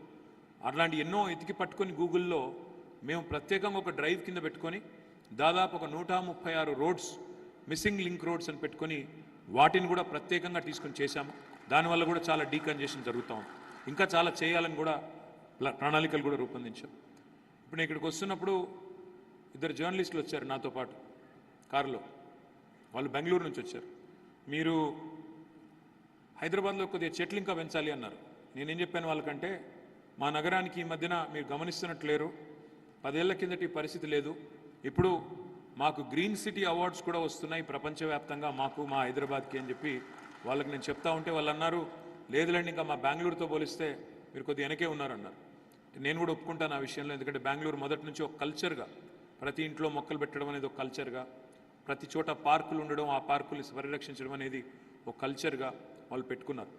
నేను కూడా వచ్చే టర్మ్లో నేను అనుకునేది ఏంటంటే, జిహెచ్ఎంసీకి ఒక కమిషనర్ ఉంటే సరిపోదు, ఇంకో 2 అడిషనల్ స్పెషల్ కమిషనర్స్ కూడా కావాలి. ఒకరు కంప్లీట్గా పార్క్స్ అండ్ గ్రీనరీ మీద, ఒకరు లేక్స్ మీద మరొకరు. ఈ 2 స్పెషల్ కమిషనర్స్ కూడా లేక్స్, చెరువులు, వాటర్ బాడీస్ మీద ఒకరు, రెండవది పార్క్స్ అండ్ గ్రీనరీ, దీనికి సంబంధించి మరొక స్పెషల్ కమిషనర్ కూడా నియమించాలి అనే ఒక సూత్రప్రాయంగా అనుకుంటున్నాము. వచ్చే టర్మ్లో తప్పకుండా అది చేస్తాం. అదేవిధంగా రోడ్ల విషయానికే వస్తే కేవలం అండర్ పాసులు ఇవి మాత్రమే కాదు, సిఆర్ఎంపీ అనే ఒక ప్రోగ్రాం తీసుకున్నాం, కాంప్రిహెన్సివ్ రోడ్ మెయింటెనెన్స్ ప్రోగ్రామ్. అంటే ఒక రోడ్డు మళ్ళీ మళ్ళీ చెడిపోకూడదు. ఒకసారి వేసిన తర్వాత 5 సంవత్సరాల పాటు అదే ఏజెన్సీకి అప్పచెప్తే వాళ్ళు నాణ్యంగా రోడ్ వేస్తారు. మళ్ళీ అప్పుడు 5 సంవత్సరాలు డిస్టర్బ్ కాకుండా, అందులో ఏమైనా ఇరిటేషన్ వచ్చినా, చిన్న చిన్న ప్రాబ్లం వచ్చినా మళ్ళీ వాళ్ళే మెయింటైన్ చేసేటట్టు కాంప్రిహెన్సివ్ రోడ్ మెయింటెనెన్స్ ప్రోగ్రామ్ కూడా తీసుకున్నాం. అదేవిధంగా హైదరాబాద్లో urban flood management system, drainage system, ఇది ఒక్కటి మాత్రం నేను ఒప్పుకుంటాను, కొంత పని జరిగింది, ఇంకా చాలా పని చేయాల్సింది ఉంది. హైదరాబాద్ డ్రైనేజ్ సిస్టమ్ని, హైదరాబాద్లోని ఫ్లడ్ మేనేజ్మెంట్ సిస్టమ్ని తప్పకుండా ఆధునీకరించాల్సిన అవసరం ఉంది. దానికి దాదాపు 15 నుంచి 20 వేల కోట్ల దాకా ఖర్చు అవుతుంది. మొత్తం హైదరాబాద్ అంతా కూడా శివారు ప్రాంతాలతో సహా కలిపితే దాన్ని కూడా వచ్చే టర్మ్లో ప్రాధాన్యత కింద తీసుకొని చేస్తామని చెప్పి కూడా నేను మీ అందరికీ హామీ ఇస్తా ఉన్నాను. అదేవిధంగా వారసత్వ సంపద, హైదరాబాద్కున్న గొప్పతనం ఏంటంటే మన నగరానికి చారిత్రకంగా కూడా గొప్ప పేరుంది. చారిత్రక కట్టడాలు ఎన్నో ఉన్నాయి, హెరిటేజ్ స్ట్రక్చర్స్ ఎన్నో ఉన్నాయి. వాటిలో కొన్నింటిని పునరుద్ధరించగలిగాం. కులీ కుతుబ్ షాహీ టూమ్స్ కానీ, మొజంజాహీ మార్కెట్ కానీ, గుల్జార్ హౌస్ కానీ, అదేవిధంగా ఇంకా ఇతర కొన్ని కూడా, మౌలాలి కమాన్ కానీ, ఇట్లా కొన్నింటిని పరిరక్షించుకున్నాము. కానీ అల్టిమేట్గా నా డ్రీమ్ ఏంటంటే హైదరాబాద్కి యునెస్కో వరల్డ్ హెరిటేజ్ సిటీ అనే ట్యాగ్ తేవాలి, అనే ఒక హోదా సంపాదించాలి. హైదరాబాద్ కూడా ఒక చారిత్రక నగరంగా తనకున్న ప్రత్యేకతను కాపాడుకుంటూనే కొత్త హైదరాబాదు ఉండాలి, పాత హైదరాబాద్ను కూడా పరిరక్షించాలి. కొత్త హైదరాబాద్ ఈరోజు మరి రజనీకాంత్ గారు వచ్చి నాకు న్యూయార్క్ లాగా కనబడుతుంది అన్నా, అదేవిధంగా సన్నీ డియోల్ గారు వచ్చి ఇక్కడే మరి నాకు ఉండిపోవాలని ఉంది, హైదరాబాద్ చాలా అందంగా అయింది అని చెప్పిన, లయా అనే అమ్మాయి వచ్చి మా శాన్ ఫ్రాన్సిస్కో కంటే, లాస్ ఏంజలీస్ కంటే హైదరాబాదే అందంగా కనబడుతుందని చెప్పిన, మనందరం హైదరాబాదీలుగా గర్వపడే సందర్భం అనే మాటని ఈ సందర్భంగా విజ్ఞప్తి చేస్తా ఉన్నాం. కానీ గర్వపడి అక్కడితో ఆగిపోతే కుదరదు. విశ్వనగరము అంటే వీధి కుక్కల సంగతి చూడాలి, విశ్వనగరం అంటే దోమల సంగతి చూసుకోవాలి, విశ్వనగరం అంటే అద్దాల మేడలు కూడా కట్టాలి, విశ్వనగరం అంటే చక్కటి ప్రజా రవాణా కూడా ఏర్పాటు చేయాలి. అందుకే భవిష్యత్తులో ఏం చేయబోతాము, ఏం ఆలోచన ఉందనేది కూడా మీతో కొద్దిగా పంచుకోవాలని నేను అనుకుంటా ఉన్నాను. ఇప్పుడే నేను చెప్పినట్టు తాగునీటి సరఫరా భవిష్యత్తులో రాబోయే 10 ఏళ్లలో, మళ్ళీ లేకపోతే మళ్ళీ మీరు నన్ను అంటారు రాబోయే 5 ఏళ్లలో చేస్తాను, ఎక్కడ పోయామంటారు. రాబోయే 5 ఏళ్లలో డైలీ వాటర్ సప్లై స్థితికి తీసుకొస్తాము. రాబోయే 10 ఏళ్లలో 24/7 వాటర్ ఇచ్చే బాధ్యత నేను తీసుకుంటానని చెప్పి మీకు విజ్ఞప్తి చేస్తా ఉన్నాను. అదే మాదిరిగా ఇంకా మన వేస్ట్ మేనేజ్మెంట్ మెరుగవ్వాలి. ఇప్పుడు కేవలం 3150 స్వచ్ఛ ఆటో టిప్పర్లు ఉన్నాయి, దాన్ని పెంచుతాము, మరొక 1500 యాడ్ చేస్తాము. తప్పకుండా మరింత efficient collection, efficient segregation, efficient treatment కూడా చేస్తాం. ఆల్రెడీ హైదరాబాద్లో మన జవహర్ నగర్లో దక్షిణ భారతదేశంలోనే అతిపెద్ద చెత్త నుంచి విద్యుత్ ఉత్పత్తి చేసే విద్యుత్ సంస్థ మన విద్యుత్ కేంద్రం మన దగ్గర ఉంది. దానికి అదనంగా మరి దుండిగల్లో మరొక కేంద్రం కూడా తయారు చేస్తున్నాము. ఓవరాల్గా 100 మెగావాట్ల విద్యుత్, అంటే ఇప్పుడు ప్రస్తుతం 24 మెగావాట్ల విద్యుత్ ఉత్పత్తి అవుతుంది చెత్త నుంచి. హైదరాబాద్ నుంచి వచ్చే పొడి చెత్త నుంచి 24 మెగావాట్ల విద్యుత్ ఉత్పత్తి అవుతుంది. కానీ హైదరాబాద్ చెత్త నుంచి, పొడి చెత్త నుంచి 100 మెగావాట్ల విద్యుత్ ఉత్పత్తి చేయాలనే ఒక లక్ష్యం పెట్టుకున్నాము. దాన్ని తప్పకుండా సాధిస్తాం. అదేవిధంగా మరి పారిశుద్ధ్య నిర్వహణలో ఇంకా చాలా కార్యక్రమాలు చేయాల్సింది ఉంది. ముఖ్యంగా పారిశుద్ధ్య నిర్వహణలో కమర్షియల్ ఏరియాస్లో మరింత సమర్థవంతంగా మేము పనిచేయాలి. తప్పకుండా ఆ దిశగా కూడా బలంగా ప్రయత్నాలు చేస్తాం. దీంతోపాటు పారిశుద్ధ్య నిర్వహణలో ఎఫిషియెంట్ వేస్ట్ హ్యాండ్లింగే కాకుండా ఇంకొక ముఖ్యమైన కార్యక్రమం ఇప్పుడు మీరు చెప్పింది. 2 ప్లాంట్స్ పెట్టాం, construction and demolition waste plants. ఆ కన్స్ట్రక్షన్ డెమోలిషన్ వేస్ట్ ఏదైతే ఉంటుందో, భవన నిర్మాణాలు, ఇల్లు కట్టంగా లేదా ఇల్లు కూల్చిన తర్వాత మిగిలే శిథిలాలు, దాన్ని తీసుకొచ్చి ట్రీట్మెంట్ చేసి అందులోంచి ఇటుకలు, కంకర ఇవన్నీ తయారు చేసి వాటిని పునర్వినియోగించే కార్యక్రమం. రీయూజింగ్, రెడ్యూస్, రీయూజ్, రీసైకిల్ అంటారు కదా సర్క్యులర్ ఎకానమీలో. ఆ మోడల్లో 2 ప్లాంట్స్ పెట్టాము. ఒకటి ఫతుల్గూడలో, మరొకటి జీడిమెట్లలో. మరొక 6 నుంచి 8 ప్లాంట్లు పెడతాము. తప్పకుండా వాటన్నిటిని ఫంక్షనల్ చేసి హైదరాబాద్ రోడ్ల మీద మరి భవన నిర్మాణ శిథిలాలు లేకుండా చేసే బాధ్యత కూడా నేను వ్యక్తిగతంగా తీసుకుంటానని చెప్పి కూడా మీకు ఈ సందర్భంగా విజ్ఞప్తి చేస్తాను. అదే మాదిరిగా చాలా ఫ్లైఓవర్స్ కట్టాము. ఇప్పుడు మీరు చూస్తే లెక్క చాలా పెద్దది. బాలానగర్ అంటే మొత్తం 36 ఫ్లైఓవర్లు కట్టాం. అదే మాదిరిగా కొన్ని పిల్లలతో సహా, ఫ్యామిలీతో సహా ఎక్కడికైనా వెళ్ళాలి అంటే ఒక 183 చెరువులు ఉంటే హైదరాబాద్లో ఒక 39 చెరువులను సుందరీకరించాం. ఇప్పుడే నాకు మధులిక గారు కూడా చెప్తున్నారు, నేను నెక్నంపూర్ చేశాను, మిగతాయి కూడా చేస్తాను, నాకు అవకాశం ఇవ్వండి అని తను కూడా అదే చెప్తా ఉన్నారు. అట్లా ఎంతోమంది యాక్టివ్గా ఉన్న వాళ్ళు మేము పార్టిసిపేట్ చేస్తాము, మాకు అవకాశం ఇవ్వండి, మాకు కూడా పార్టిసిపేట్ చేసే అవకాశం ఇవ్వండి అని చెప్తున్నారు.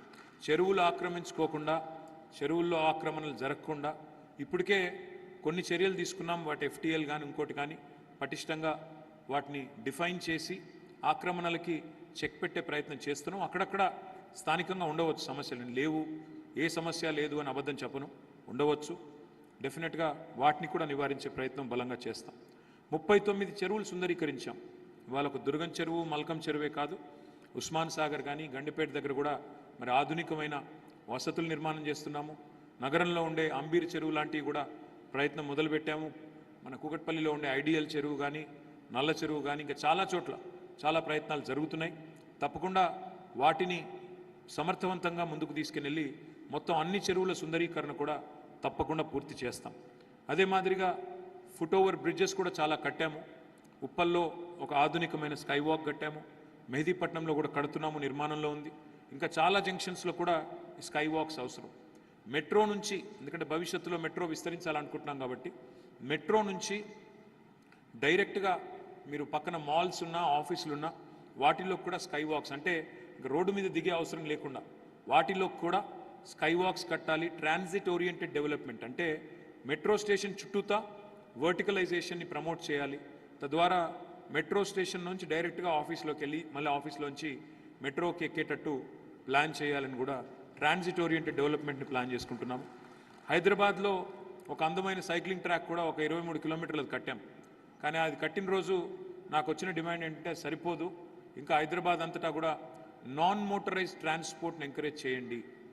నాన్ మోటరైజ్డ్ ట్రాన్స్పోర్ట్ అంటే కాలుష్యం వెదజల్లని మోటరైజ్డ్ వెహికల్స్ కాకుండా సైకిల్స్ కానీ ఇతరత్ర నాన్ మోటరైజ్డ్ ట్రాన్స్పోర్ట్ని మీరు ఎంకరేజ్ చేయండి, ప్రోత్సహించండి అని అడిగారు.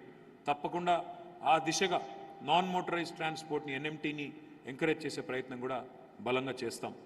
మంగళంపల్లిలో, బాట్ సింగారంలో 2 లాజిస్టిక్స్ పార్క్స్ ఏర్పాటు చేశాము. ప్రైవేట్ రంగంలో చాలా వచ్చినాయి, కానీ హైదరాబాద్ చుట్టూ ఎందుకంటే మ్యానుఫ్యాక్చరింగ్ యాక్టివిటీ పెరుగుతోంది, పరిశ్రమలు పెరుగుతున్నాయి కాబట్టి మరిన్ని లాజిస్టిక్స్ పార్క్స్ కూడా ఏర్పాటు చేయాలని ఆలోచన చేస్తున్నాము. దాదాపు ఒక 10 నుంచి 12 కొత్త లాజిస్టిక్స్ పార్క్స్ కూడా టేకప్ చేస్తాం. హైదరాబాద్లో కొన్ని కొత్త ఆలోచనలు కూడా తీసుకొచ్చాం, కొత్త తరహా ఆలోచనలు తీసుకొచ్చాం, అమలు చేశాం. భారతదేశంలో ఏ నగరానికి కూడా డిజాస్టర్ రెస్పాన్స్ ఫోర్స్ ప్రత్యేకంగా లేదు. హైదరాబాద్లో మాత్రమే మనకు DRF డిజాస్టర్ రెస్పాన్స్ ఫోర్స్ ఉంది. వెల్ ట్రైన్డ్ పర్సనల్, ఎక్కడన్నా ఒక చెట్టు విరిగినా, ఫ్లాష్ ఫ్లడ్స్ లాంటివి వచ్చినా వెంటనే వచ్చి మనని కాపాడడానికి ఇవాళ ఎన్డీఆర్ఎఫ్ అనేదేమో కేంద్ర ప్రభుత్వం యొక్క సంస్థ అది. అదే పద్ధతుల్లో డిఆర్ఎఫ్, సిటీ డిఆర్ఎఫ్, ఇది మనం హైదరాబాద్లోనే మొట్టమొదటిసారి ప్రవేశపెట్టాం. తదనంతరం దాన్ని వరంగల్కి, కరీంనగర్కి, ద్వితీయ శ్రేణి పట్టణాలకు కూడా ఒక 15 పట్టణాలకి డిఆర్ఎఫ్ని విస్తరించాం. అదేవిధంగా హైదరాబాద్లో పేదల కోసం, పట్టణంలో ఉండే పేదల కోసం ప్రస్తుతం 373 అన్నపూర్ణ కేంద్రాలు పెట్టాం. ఈ అన్నపూర్ణ కేంద్రాలు ఎంత గొప్పగా పనిచేసినాయి అంటే 5 రూపాయలకే భోజనం పెట్టే అన్నపూర్ణ కేంద్రాలు ఎంత గొప్పగా పనిచేసినాయి అంటే ఇది ఇస్కాన్ వాళ్ళతో కలిపి సంయుక్తంగా నడుపుతున్నాం. హరే కృష్ణ వాళ్ళు ఉంటారు కదా, వాళ్ళతో కలిపి నాణ్యమైన భోజనం సెంట్రలైజ్డ్ కిచెన్లో చాలా పద్ధతిగా తయారు చేసి నాణ్యమైనది, శుద్ధమైనది వెజిటేరియన్ భోజనం 5 రూపాయలకి అన్నార్థులందరికీ పెట్టే ఒక మంచి కార్యక్రమం స్టార్ట్ చేస్తే 373 అన్నపూర్ణ కేంద్రాలు ఎంత విజయవంతంగా నడిచినాయంటే కోవిడ్ సమయంలో వీటన్నిటిని కూడా ఫ్రీగా భోజనం పెట్టాము. కోవిడ్ సమయంలో ఎవరికీ ఇబ్బంది కాకూడదని చాలా గొప్పగా మరి ఆనాడు కోవిడ్ సమయంలో కూడా చాలామంది పేదలకి, నిరుపేదలకి ఈ అన్నపూర్ణ కేంద్రాలు ఉపయోగపడ్డాయి. అదేవిధంగా హైదరాబాద్లోని 150 డివిజన్లలో 293 బస్తీ దవాఖానాలు ప్రారంభించాం. అంటే అర్బన్ డిస్పెన్సరీస్, ఎక్కడికక్కడ స్థానికంగా డిస్పెన్సరీస్ కూడా స్టార్ట్ చేశాము. ఇంకా ఒక 100 పైన పెంచాలి, 400, 450 దాకా తీసుకొని పోవాలని చెప్పి కూడా ఆలోచన చేస్తూ ఉన్నాం. ఈ వీధి కుక్కల బెడద ఏదైతే ఉందో తీవ్రంగా ఉంది వాస్తవం, కానీ దాన్ని మానవీయంగా పరిష్కరించాలి. వీధి కుక్కల్ని తీసుకెళ్ళి చంపేయడం దాని పరిష్కారం కాదు. చాలామంది వీటిని ఎందుకు తీసుకెళ్లరు, వెంటనే ఎందుకు చంపేయరు అంటారు. అంటే మన పిల్లల్ని కరుస్తున్నాయి కదా, మమ్మల్ని కరుస్తున్నాయి కదా అన్న మాట అంటారు. దీనికి 2 కారణాలు ఉన్నాయి. ఒకటి, అమానవీయంగా చేయడానికి డెఫినెట్గా మన చట్టం కూడా ఒప్పుకోదు. అందుకే ఫతుల్గూడలో, అదేవిధంగా ప్రతి జిల్లా కేంద్రంలో, ఇంకా చాలా హైదరాబాద్లో కూడా చాలా ప్రాంతాల్లో animal birth care centres, animal care centres అని పెట్టాం. అందులో ఏం చేస్తామంటే ఈ వీధి కుక్కల్ని కూడా తీసుకుని వెళ్ళి స్టెరిలైజేషన్ ఆపరేషన్ చేయించి 1 వీక్ వరకు అక్కడే పెట్టి అవి మరి 1 వీక్ తర్వాత మళ్ళీ వదిలిపెట్టాల్సి వస్తుంది. ఆ పని ఒకటి చేయాలి, పాపులేషన్ కంట్రోల్ చేయాలి అంటే. రెండవది, హైదరాబాద్లోని ఈ మార్కెట్స్ ఏవైతే ఉంటాయో, ముఖ్యంగా ఈ మీట్ మార్కెట్స్, చికెన్ కానీ, మటన్ కానీ, ఫిష్ కానీ అమ్మే సెంటర్లు ఏవైతే ఉంటాయో, వాళ్ళు పాడేసే బయాలజికల్ వేస్ట్ని, అంటే వాళ్ళు పారేసే వ్యర్థాలు ఏవైతే ఉంటాయో వాటి కోసం కూడా ఈ వీధి కుక్కలు కొద్దిగా ఎక్కువ ఫెరోషియస్గా తయారవుతాయి. వాటిని కూడా సైంటిఫిక్ డిస్పోజల్ చేసే ప్రయత్నంలో ఉన్నాం. కొంత ప్రయత్నం జరిగింది, ఇంకా కూడా దాన్ని ఉధృతం చేసి ఈ వీధి కుక్కల బెడద కూడా తప్పకుండా నివారించే ప్రయత్నం బలంగా చేస్తాం. హైదరాబాద్లో మల్టీపర్పస్ కమ్యూనిటీ హాల్స్ కూడా కట్టాము, చాలా కట్టాము. పేదవాళ్ళకి, ముఖ్యంగా స్లమ్స్లో పేదలు ఏదైనా ఫంక్షన్ చేసుకోవాలంటే ఇట్లాంటి ఫంక్షన్ హాల్ అఫోర్డ్ చేయలేరు కాబట్టి వాళ్ళ కోసం మల్టీపర్పస్ కమ్యూనిటీ హాల్స్ కట్టాము. వీటిని విస్తరిస్తాము. ఇంకా ఎక్కడ 2000 గజాల స్థలం దొరికినా తప్పకుండా మల్టీపర్పస్ కమ్యూనిటీ హాల్స్ ప్రతి కాలనీలో కూడా కట్టే ప్రయత్నం బలంగా చేస్తాం. అదే మాదిరిగా దేశంలోనే మొట్టమొదటి పెట్ పార్క్, మనకుండే పిల్లులు కావచ్చు, కుక్కలు కావచ్చు, మనం పెంచుకునే పెట్ పేరెంట్స్ ఎవరైతే ఉంటారో వాళ్ళ కోసం ఒక పెట్ పార్క్ కూడా పెట్టాము. పెట్ క్రిమటోరియం కూడా పెట్టాము, యానిమల్ క్రిమటోరియం కూడా పెట్టాము. అంటే కేవలం మనుషుల్నే కాదు, అదేవిధంగా మనం పెంచుకునే పెంపుడు జంతువులను కూడా మానవీయంగా వాటిని చూసుకోవాలి అనే ఒక సదుద్దేశంతో ఇవన్నీ కూడా చేశాం. స్పోర్ట్స్ కాంప్లెక్సెస్ కూడా కట్టాము, కానీ ఇంకా సరిపోవు. నన్ను అడిగితే హైదరాబాద్ సిటీ భవిష్యత్తులో 2036లో ఒలింపిక్స్ హోస్ట్ చేసే నగరంగా ఎదగాలి. దానికోసం ప్రత్యేకంగా ఇంకా ఆధునికమైన స్పోర్ట్స్ స్టేడియంస్ కూడా నిర్మాణం చేయాలి. ఇది నా కళ వ్యక్తిగతంగా. తప్పకుండా ఆ దిశగా కూడా బలమైన ప్రయత్నం ప్రారంభిస్తాం. ఎందుకంటే మౌలిక వసతులు అడ్రస్ చేసుకున్న తర్వాత, నీళ్లు, కరెంటు, అదేవిధంగా సివరేజ్ ట్రీట్మెంటు, ఇట్లాంటి కొన్ని మౌలికమైన వసతులు టేకప్ చేసిన తర్వాత డెఫినెట్గా భవిష్యత్తు వైపు దృష్టి సారించినప్పుడు మనం ఈ స్పోర్టింగ్ ఫెసిలిటీస్ కూడా ఇంకా విస్తృతంగా పెంచాల్సిన అవసరం ఉంది.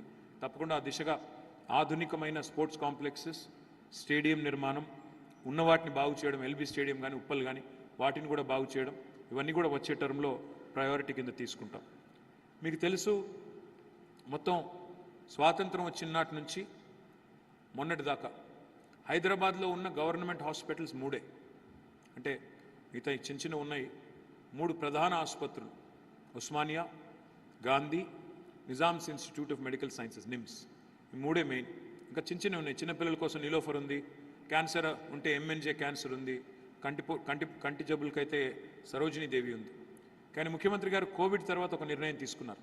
మళ్ళీ కెపాసిటీ సరిపోవట్లేదు, భవిష్యత్తులో దీన్ని విస్తరించాలని ఆలోచన చేసి నిమ్స్ తరహాలోనే, ఎయిమ్స్ తరహాలోనే, all India institute of medical sciences తరహాలోనే Telangana institute of medical sciences అని పెట్టి కేవలం ఒకవైపు కాకుండా 4 వైపులా ఇవాళ కొత్త టిమ్స్ నిర్మాణం జరుగుతూ ఉంది. మీరు చూసినట్టయితే తూర్పు హైదరాబాదులో గడ్డి అన్నారం ప్రాంతంలో ఇవాళ 1000 పడకల ఆసుపత్రి టిమ్స్ ఎల్బీ నగర్ నిర్మాణం జరుగుతోంది. అదేవిధంగా ఉత్తర హైదరాబాద్ మీరు చూసినట్టయితే మీ మల్కాజ్గిరి, మేడ్చల్ దగ్గర టిమ్స్ ఇవాళ అల్వాలలో 1000 పడకల ఆసుపత్రి అక్కడ కూడా నిర్మాణం జరుగుతూ ఉంది. మరొక వైపు సెంట్రల్ హైదరాబాద్లో సనత్ నగర్లో, ఎర్రగడ్డలో మరొక టిమ్స్ హాస్పిటల్ నిర్మాణం జరుగుతోంది. పశ్చిమ హైదరాబాద్లో మీకోసం ఆల్రెడీ గచ్చిబౌలిలో ఉన్న ఒక మన కోవిడ్ సందర్భంగా ఏదైతే దాన్ని కన్వర్ట్ చేశామో స్పోర్ట్స్ హాస్టల్ని, దాన్నే టిమ్స్ హాస్పిటల్గా కంటిన్యూ చేస్తున్నాం. ఈ రకంగా కొత్తగా 4000 పడకలు యాడ్ చేస్తూ ఉన్నాం.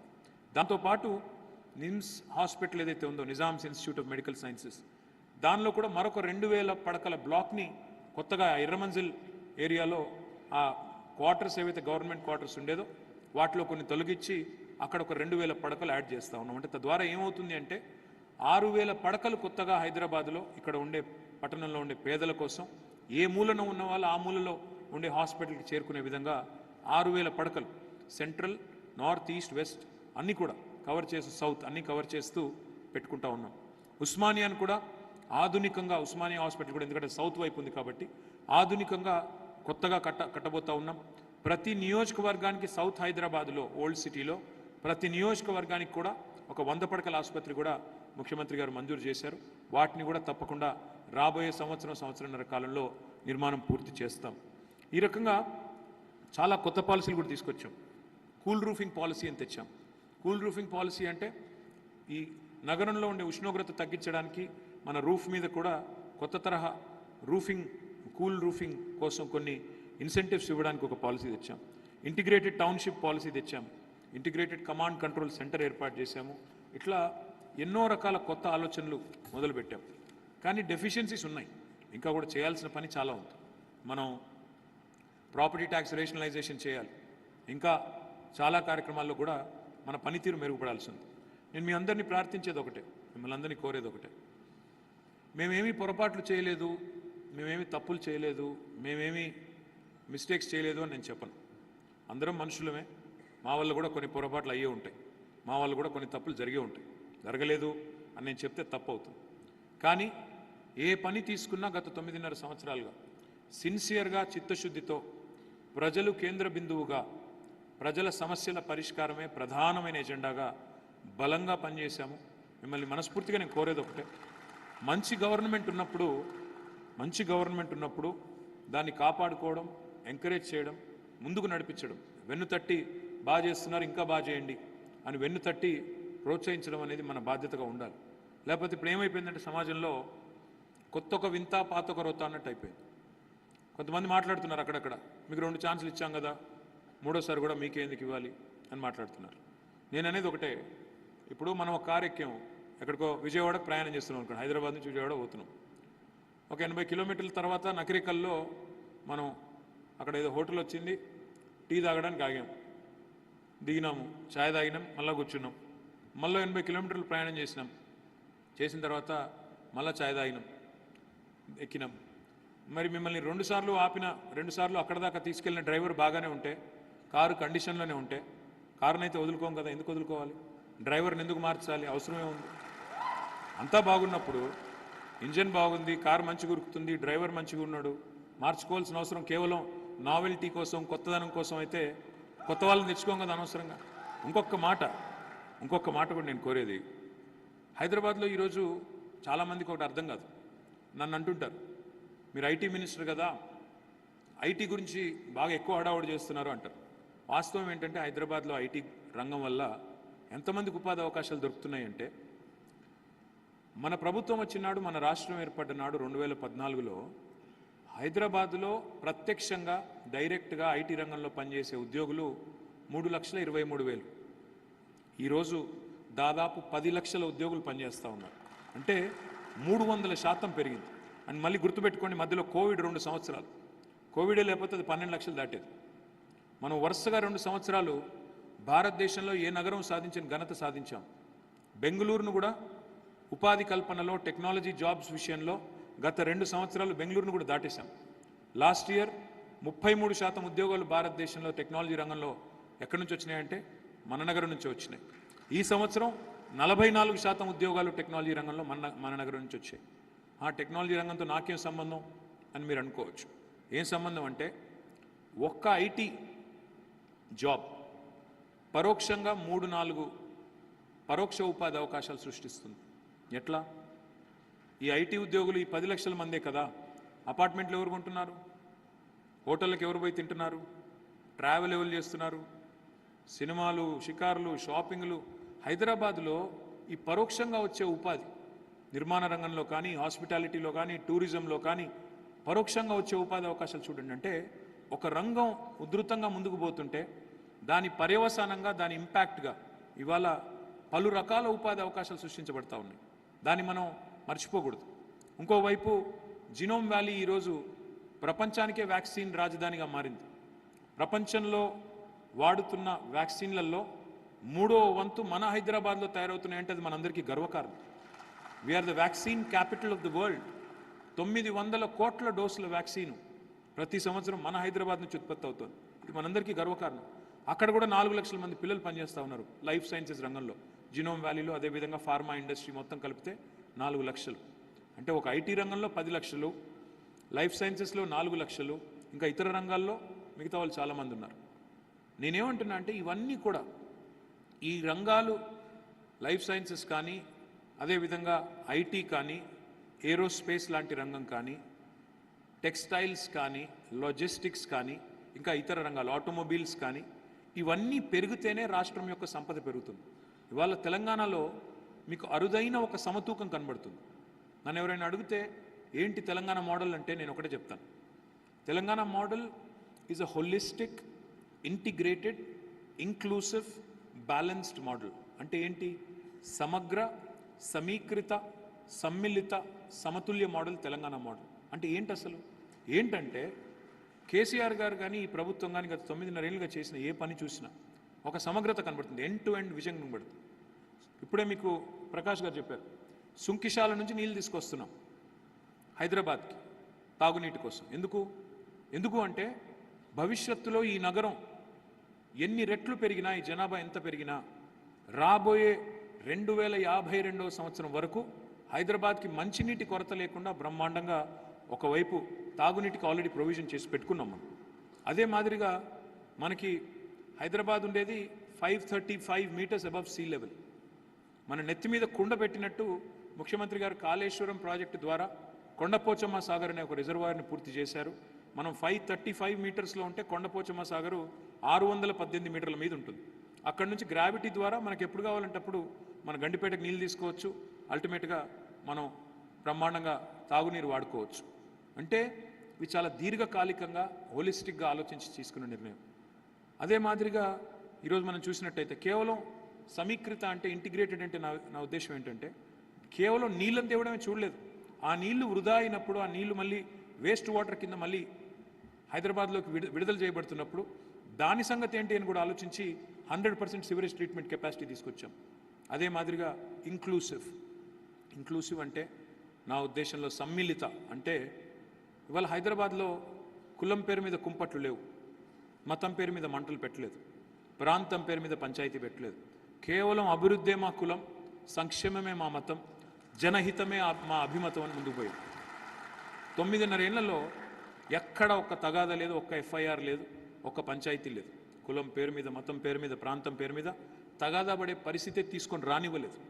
అంత అద్భుతంగా ఒక stable government and able leadership ఇవాళ ఉంది కాబట్టే మనం ముందుకు పోతున్నాం. సమతుల్య మోడల్ అన్నాను నేను. అంటే ఏంటి సమతుల్యత అంటే? మీరు గమనిస్తే మనకంటే ముందున్న ప్రభుత్వాలు, ఒకనాడు చంద్రబాబు నాయుడు గారు ఇక్కడ ఆంధ్రప్రదేశ్ ముఖ్యమంత్రిగా పనిచేసినాడు. ఆయనకు ఒక ఇమేజ్ ఉండేది, pro business, pro IT, pro urban. తదనంతరం రాజశేఖర రెడ్డి గారు వచ్చారు. రాజశేఖర రెడ్డి గారికి pro rural, pro agriculture, pro poor అనే ఇమేజ్ ఉండేది. కానీ ఇవాళ కేసీఆర్ గారు గవర్నమెంట్ చూస్తే మీకు రెండిటి యొక్క మిక్స్ కనబడుతుంది. ఇక్కడ ప్రో బిజినెస్ ఉంది, ప్రో పువర్ ఉంది, ప్రో అర్బన్ ఉంది, ప్రో రూరల్ ఉంది, ప్రో ఐటీ ఉంది, ప్రో అగ్రికల్చర్ ఉంది. అందుకే ఒకవైపు ఐటీ ఎగుమతులు, ఐటీ ఎక్స్పోర్ట్స్ 56,000 కోట్ల నుంచి 2,41,000 కోట్లకు పెరిగినాయి మన ప్రభుత్వం వచ్చిన తర్వాత. 2014లో 56,000 కోట్లు ఉంటే ఈరోజు 2,40,000 కోట్లు. ఇంకోవైపు వ్యవసాయ ఉత్పత్తులు కూడా అంతే స్థాయిలో పెరిగినాయి. 68 లక్షల మెట్రిక్ టన్నుల ధాన్యం సేకరించే పరిస్థితి నుంచి ఇవాళ పంజాబ్, హర్యానాను తలదన్ని 3.5 కోట్ల మెట్రిక్ టన్నుల వరి ధాన్యాన్ని సేకరించే స్థాయికి తెలంగాణ ఎదిగింది. ఈ రెండింటి మధ్యన సమతూకం చూడండి. పల్లె ప్రగతి నడుస్తుంది, పట్టణ ప్రగతి నడుస్తుంది. మన జనాభా భారతదేశంలో 2.5%. 3% కంటే తక్కువ జనాభా ఉన్న తెలంగాణ భారతదేశంలో జాతీయ పంచాయతీ అవార్డ్స్ వస్తే 30% అవార్డులు మనకు వస్తూ ఉన్నాయి. మన జనాభా 3% కంటే తక్కువ. We also received the second highest number of urban development awards for municipalities in Swachh Sarvekshan. ఇది చిన్న విషయం కాదు, మాటలతో అయిపోయే విషయం అయితే మాకంటే ముందు నాలుగు అని చేసి ఉండాలి. కరెంటు తేవడం చిన్న విషయమే, నీళ్లు తేవడం చిన్న విషయమే, ఈ సమతూకం తేవడం చిన్న విషయం అంటే చిన్నది కాదు. ఇండస్ట్రీ వస్తుంది, ఎకనామిక్ ప్రాస్పెరిటీ పెరుగుతుంది. ఇంకోవైపు ఎన్వైర్న్మెంట్ని కూడా మేము వదిలిపెట్టలేదు. 7.7% గ్రీన్ కవర్ పెంచి భారతదేశంలోనే అత్యధికంగా గ్రీన్ కవర్ పెంచిన రాష్ట్రం హరితహారం కార్యక్రమం ద్వారా తెలంగాణ. గర్వంగా చెప్పుకోవచ్చు. వాళ్ళు జనరల్గా ఏ ముఖ్యమంత్రి కూడా చెట్లను పట్టించుకోరు. చెట్లు పెట్టాలి అని ఒక కమ్యూనిటీని ఓరియంట్ చేసి ముందుకు తీసుకెళ్లరు. ఎందుకంటే చెట్లకు ఓట్లు ఉండవు. కానీ మన ముఖ్యమంత్రి గారు భవిష్యత్ తరాల గురించి ఆలోచించే ముఖ్యమంత్రి కాబట్టి, భవిష్యత్ గురించి ఆలోచించే ముఖ్యమంత్రి కాబట్టే హరితహారం అనే కార్యక్రమాన్ని కూడా 280 కోట్ల మొక్కలు మనం గత 5-6 ఏళ్లుగా పెట్టుకున్నాం. ఈ రకమైన సమతూకం ఇవాళ భారతదేశంలో ఎక్కడా లేదు. Telangana is a no nonsense state. ఇక్కడ ఎవరేం తినాలి, ఎవరేం బట్టలు వేసుకోవాలి, ఎవరేం మాట్లాడాలి, ఆ పరిమితులు లేవు. ఇక్కడ వాక్ స్వాతంత్రం ఉంది. ముఖ్యమంత్రి గారిని కూడా తెల్లారలేస్తే బూతులు తిట్టే వాళ్ళు చాలామంది ఉన్నారు. అయినా ఓపికగా భరిస్తున్నాం. వేరే రాష్ట్రాల్లో ఆ పరిస్థితి లేదు. ముఖ్యమంత్రి గారిని ఏమన్నా అంటే తీసుకెళ్ళి లోపల పారేస్తారు. అట్లాంటి పరిస్థితి. నా పాయింట్ ఏంటంటే ఇవాళ ఇక్కడ హలాల్ పేరిట, హిజాబ్ పేరిట పిచ్చి పంచాయతీలు లేవు. హిందూ ముస్లిం పంచాయతీ లేదు. ప్రాంతం పేరు మీద తనుకోవడం లేదు. కేవలం సింగిల్ మైండెడ్ ఫోకస్, మా నగరం బాగుండాలి, మా రాష్ట్రం బాగుండాలి, ప్రజలు బాగుండాలన్న ఫోకస్ తప్ప వేరే ఫోకస్ లేదు. మరి చక్కగా పరిపాలించిన ప్రభుత్వాన్ని చిన్న చిన్న లోటుపాట్లుంటే, చిన్న చిన్న అసంతృప్తులుంటే అది కామన్. ఎట్లా ఉంటుందంటే 1,00,000 డబుల్ బెడ్రూమ్ ఇల్లు కట్టాము, ఒక 70,000 ఇచ్చాం. వచ్చే టర్మ్లో కూడా 1,00,000 డబుల్ బెడ్రూమ్ ఇల్లు మళ్ళీ ఇవ్వాలనుకుంటున్నాం. రాని వాళ్ళు కొంత నారాజు ఉంటారు, న్యాచురల్ అది. అయ్యో నాకు రాలేదు, మరి నేను అప్లై చేసుకున్నాను నాకు రాలేదు. డెఫినెట్గా నేను చెప్పేది ఒకటే, అలకలు అసంతృప్తులు ఉన్నా మరి భారతదేశంలో 2 BHK అనే కార్యక్రమం ఎవరు ఆలోచించలేదు కదా. ఇంతవరకు ఎవరు అట్లాంటి ఆలోచన కూడా చేయలేదు కదా. ముఖ్యమంత్రి కేసీఆర్ గారు తీసుకున్న ఎన్నో నిర్ణయాలు, అందులో చిన్న చిన్న చిక్కులు చికాకులు ఉండొచ్చు. కానీ అల్టిమేట్గా మీరు చూసినట్టయితే లార్జర్ ఇంట్రెస్ట్లో ఆలోచించినట్టయితే ఈ ప్రభుత్వం వల్ల మనం బాగుపడ్డామా, మనకేమైనా నష్టం జరిగిందా అని ఆలోచిస్తే ఉండవచ్చు. కాలనీ రోడ్ల విషయంలో ఇబ్బందులు ఉండొచ్చు, కాలనీలో ఉండే కొన్ని పార్కుల విషయంలో చిన్న చిన్న చికాకులు ఉండొచ్చు, నేను కాదనట్లేదు. We are by no way I'm I saying or claiming that we are perfect. 100% perfection ఉంది అని నేనేం చెప్పట్లేదు, నేను అట్లా ఏమీ అతిశయోక్తికి పోను. వీ మే హ్యావ్ డెఫిషియన్సీస్, నేనేం లేదు అని నేను చెప్పట్లేదు. కానీ వీఆర్ సిన్సియర్. తప్పకుండా కోర్స్ కరెక్షన్కి భవిష్యత్తులో చిన్న చిన్న మిస్టేక్స్ ఏమైనా ఉంటే రెక్టిఫై చేసుకోవడానికి కూడా ఓపెన్గా ఉన్నాం, ఓపెన్ మైండ్తో ఉన్నాం. నా విజ్ఞప్తి దయచేసి హైదరాబాద్లో మరి ఎందుకో కానీ ఊర్లలోనేమో ఓటింగ్ అంటే అందరూ బ్రహ్మాండంగా వచ్చి పాల్గొంటారు. హైదరాబాద్లో మాత్రం చదువుకున్న వాళ్ళు రారు. ఇప్పుడు ఇక్కడ వచ్చిన వాళ్ళలో సగం మంది రారు ఓట్లకు, అది నా బాధ. ఇక్కడ వచ్చారు, చప్పట్లు కొట్టారు, విన్నారు. మరి నవంబర్ 30 నాడు బయటికి వచ్చి ఓటు అయిపోతే ఒకటే గుర్తుపెట్టుకోండి, in a democracy only those people who show up. In a democracy only those people who show up count. మిగతా వాళ్ళు మనం తర్వాత ఎంత అరిచి గీ పెట్టినా, ట్విట్టర్లో తిట్టినా, ఫేస్బుక్లో తిట్టినా వేస్ట్. మీకు నచ్చే ప్రభుత్వం, నచ్చిన ప్రభుత్వం ఉంటే, తప్పకుండా నచ్చిన నాయకుడు ఉంటే, ఆ నాయకుడిని గెలిపించుకోవాలనుకుంటే 1 గంట ఆలస్యమైనా పర్వాలేదు, పోలింగ్ బూత్లో నించొని లైన్లో నిలబడి ఓపిక్గా ఓటు వేయండి. లేకపోతే మనకి ఇష్టం లేని వాళ్ళే వస్తారు. సింపుల్ విషయం. నేను ఆ రోజు మాత్రం పోను, మిగతా 5 సంవత్సరాలు తిడతాను అంటే మరి ఎవరు చేసుకున్న దానికి వాళ్ళే అనుభవిస్తారు. మనం ఓటింగ్కి పోము, ఓట్లకి రాము. డెమోక్రసీ, ఫెస్టివల్ ఆఫ్ డెమోక్రసీ అంటారు, ఓట్ల పండుగ.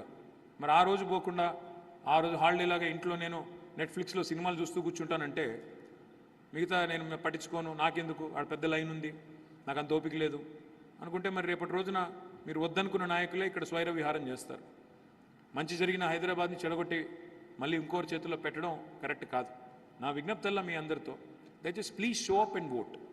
Please make sure in your resident welfare associations make it mandatory. మీరు వాలంటరీగా సెల్ఫ్ రెగ్యులేట్ చేసుకోండి, చెప్పండి, గట్టిగా చెప్పండి, మనం ఓట్ వేయాలి, మనం ఒక కమ్యూనిటీకి వెళ్ళాలి. సరే నాకే వేయాలని నేను అంటాను, ఎట్లాగో మీరు నాకు వేసినా వేయకపోయినా పర్లేదు కానీ ఓటింగ్కి అయితే రండి, ఖచ్చితంగా ఓటుకి రండి.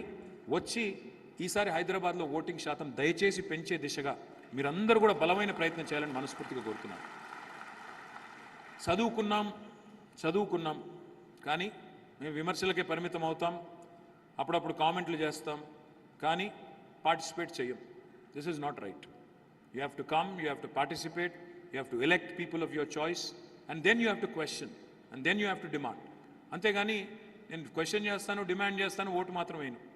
ప్రతిసారి హైదరాబాద్లో 50% కంటే తక్కువ ఓటింగ్ ఉంటుంది. ఇది మంచిది కాదు.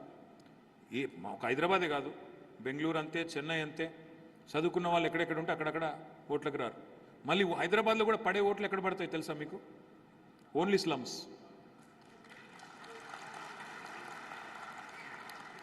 చదువుకున్న వాళ్ళు ఉండే కాలనీలోకి వెళ్ళి బయటికి రారు. అదేం జాడ్యమో అదేం జబ్బో నాకైతే తెలియదు. ఒక గంట లేదా ఓపిక, ఒక గంటన్నర ఓపిక చేసుకొని బయటకు వచ్చి మనకు ఎలాంటి ప్రభుత్వం కావాలి, ఎలాంటి వాళ్ళు మనను రేపటి రోజున ఒక 5 సంవత్సరాలు ఎవరి చేతుల్లో రాష్ట్రం పెట్టాలి అనేది కూడా ఆలోచించేంత ఓపిక లేకపోతే ఎట్లా? So my humble appeal to all of you, if you vote for me I'll be happy, even if you don't vote for me, మళ్ళీ చెప్తున్నా, that's okay, but come and vote, come and show up and make sure your vote matters in a democracy. Thank you very much. జై తెలంగాణ. అద్భుతమైన స్ఫూర్తిదాయక సందేశానికి ధన్యవాదాలతో ఇప్పుడు vision statement గౌరవనీయ మంత్రి గారికి అందజేస్తారు ఈ resident welfare association youth team, అలాగే మరి సెక్రటరీ, వేదికపైన వాళ్ళు కలిసి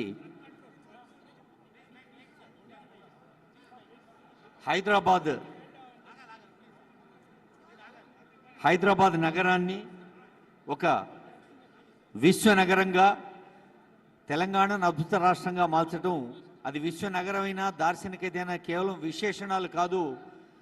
they are not just nouns or adjective, they are the verbs, క్రియా వాచకాలు అని చెప్పిన కేటీఆర్ గారికి హృదయపూర్వక ధన్యవాదాలతో representatives, residents welfare association representatives వారికి రిప్రజెంటేషన్ అందజేస్తున్నారు. అలాగే విజన్ స్టేట్మెంట్ కూడా అందజేస్తున్నారు. వివి రావు గారు, మన వెస్ట్ జోన్ బాధ్యత వహిస్తున్న వివి రావు గారు ఓటర్ థ్యాంక్స్ చెప్తారు. తర్వాత అందరం కలిసి భోంచేద్దాం. చాలా థ్యాంక్స్ అండి. It's a very good day for the colony welfare ఫెడరేషన్స్కి. నిజంగా ఈరోజు కేటీఆర్ గారు మన ఆర్డబ్ల్యూఎస్ వాళ్ళు ఇచ్చినటువంటి అన్ని సమస్యల్ని క్షుణ్ణంగా పరిశీలించి డిసెంబర్ ఎలక్షన్స్ తర్వాత వాటికి సమాధానాలు తప్పనిసరిగా చూపిస్తామనేటువంటి ఒక భరోసా కల్పించడం నిజంగా మేమందరం కూడా హర్షిస్తున్నామని చెప్పి మేము ఈ సందర్భంగా చెప్పడం జరుగుతూ ఉంది.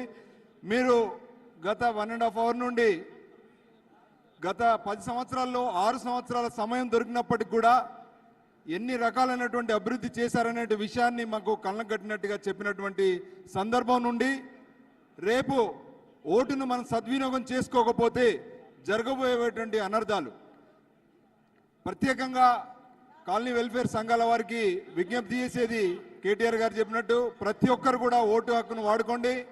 ఇప్పుడు మన యొక్క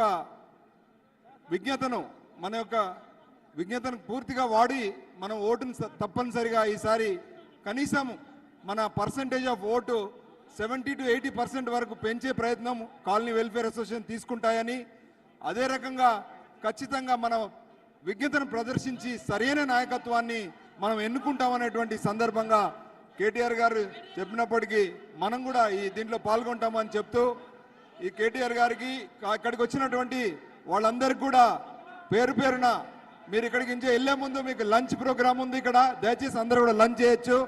కార్యక్రమంలో పాల్గొన్నటువంటి కేటీఆర్ గారికి, ప్రకాష్ గారికి తర్వాత శశాంక్ గారికి, దక్షిణామూర్తి గారికి, బిటి శ్రీనివాస్ గారికి, శివకిరణ్ గారికి, గీతా మేడం గారికి, మధులిక గారికి, రమణ గారికి, అందరికీ పేరు పేరున మరొకసారి మీకు కృతజ్ఞతలు తెలుపుతూ ఇక్కడ భోజనాలు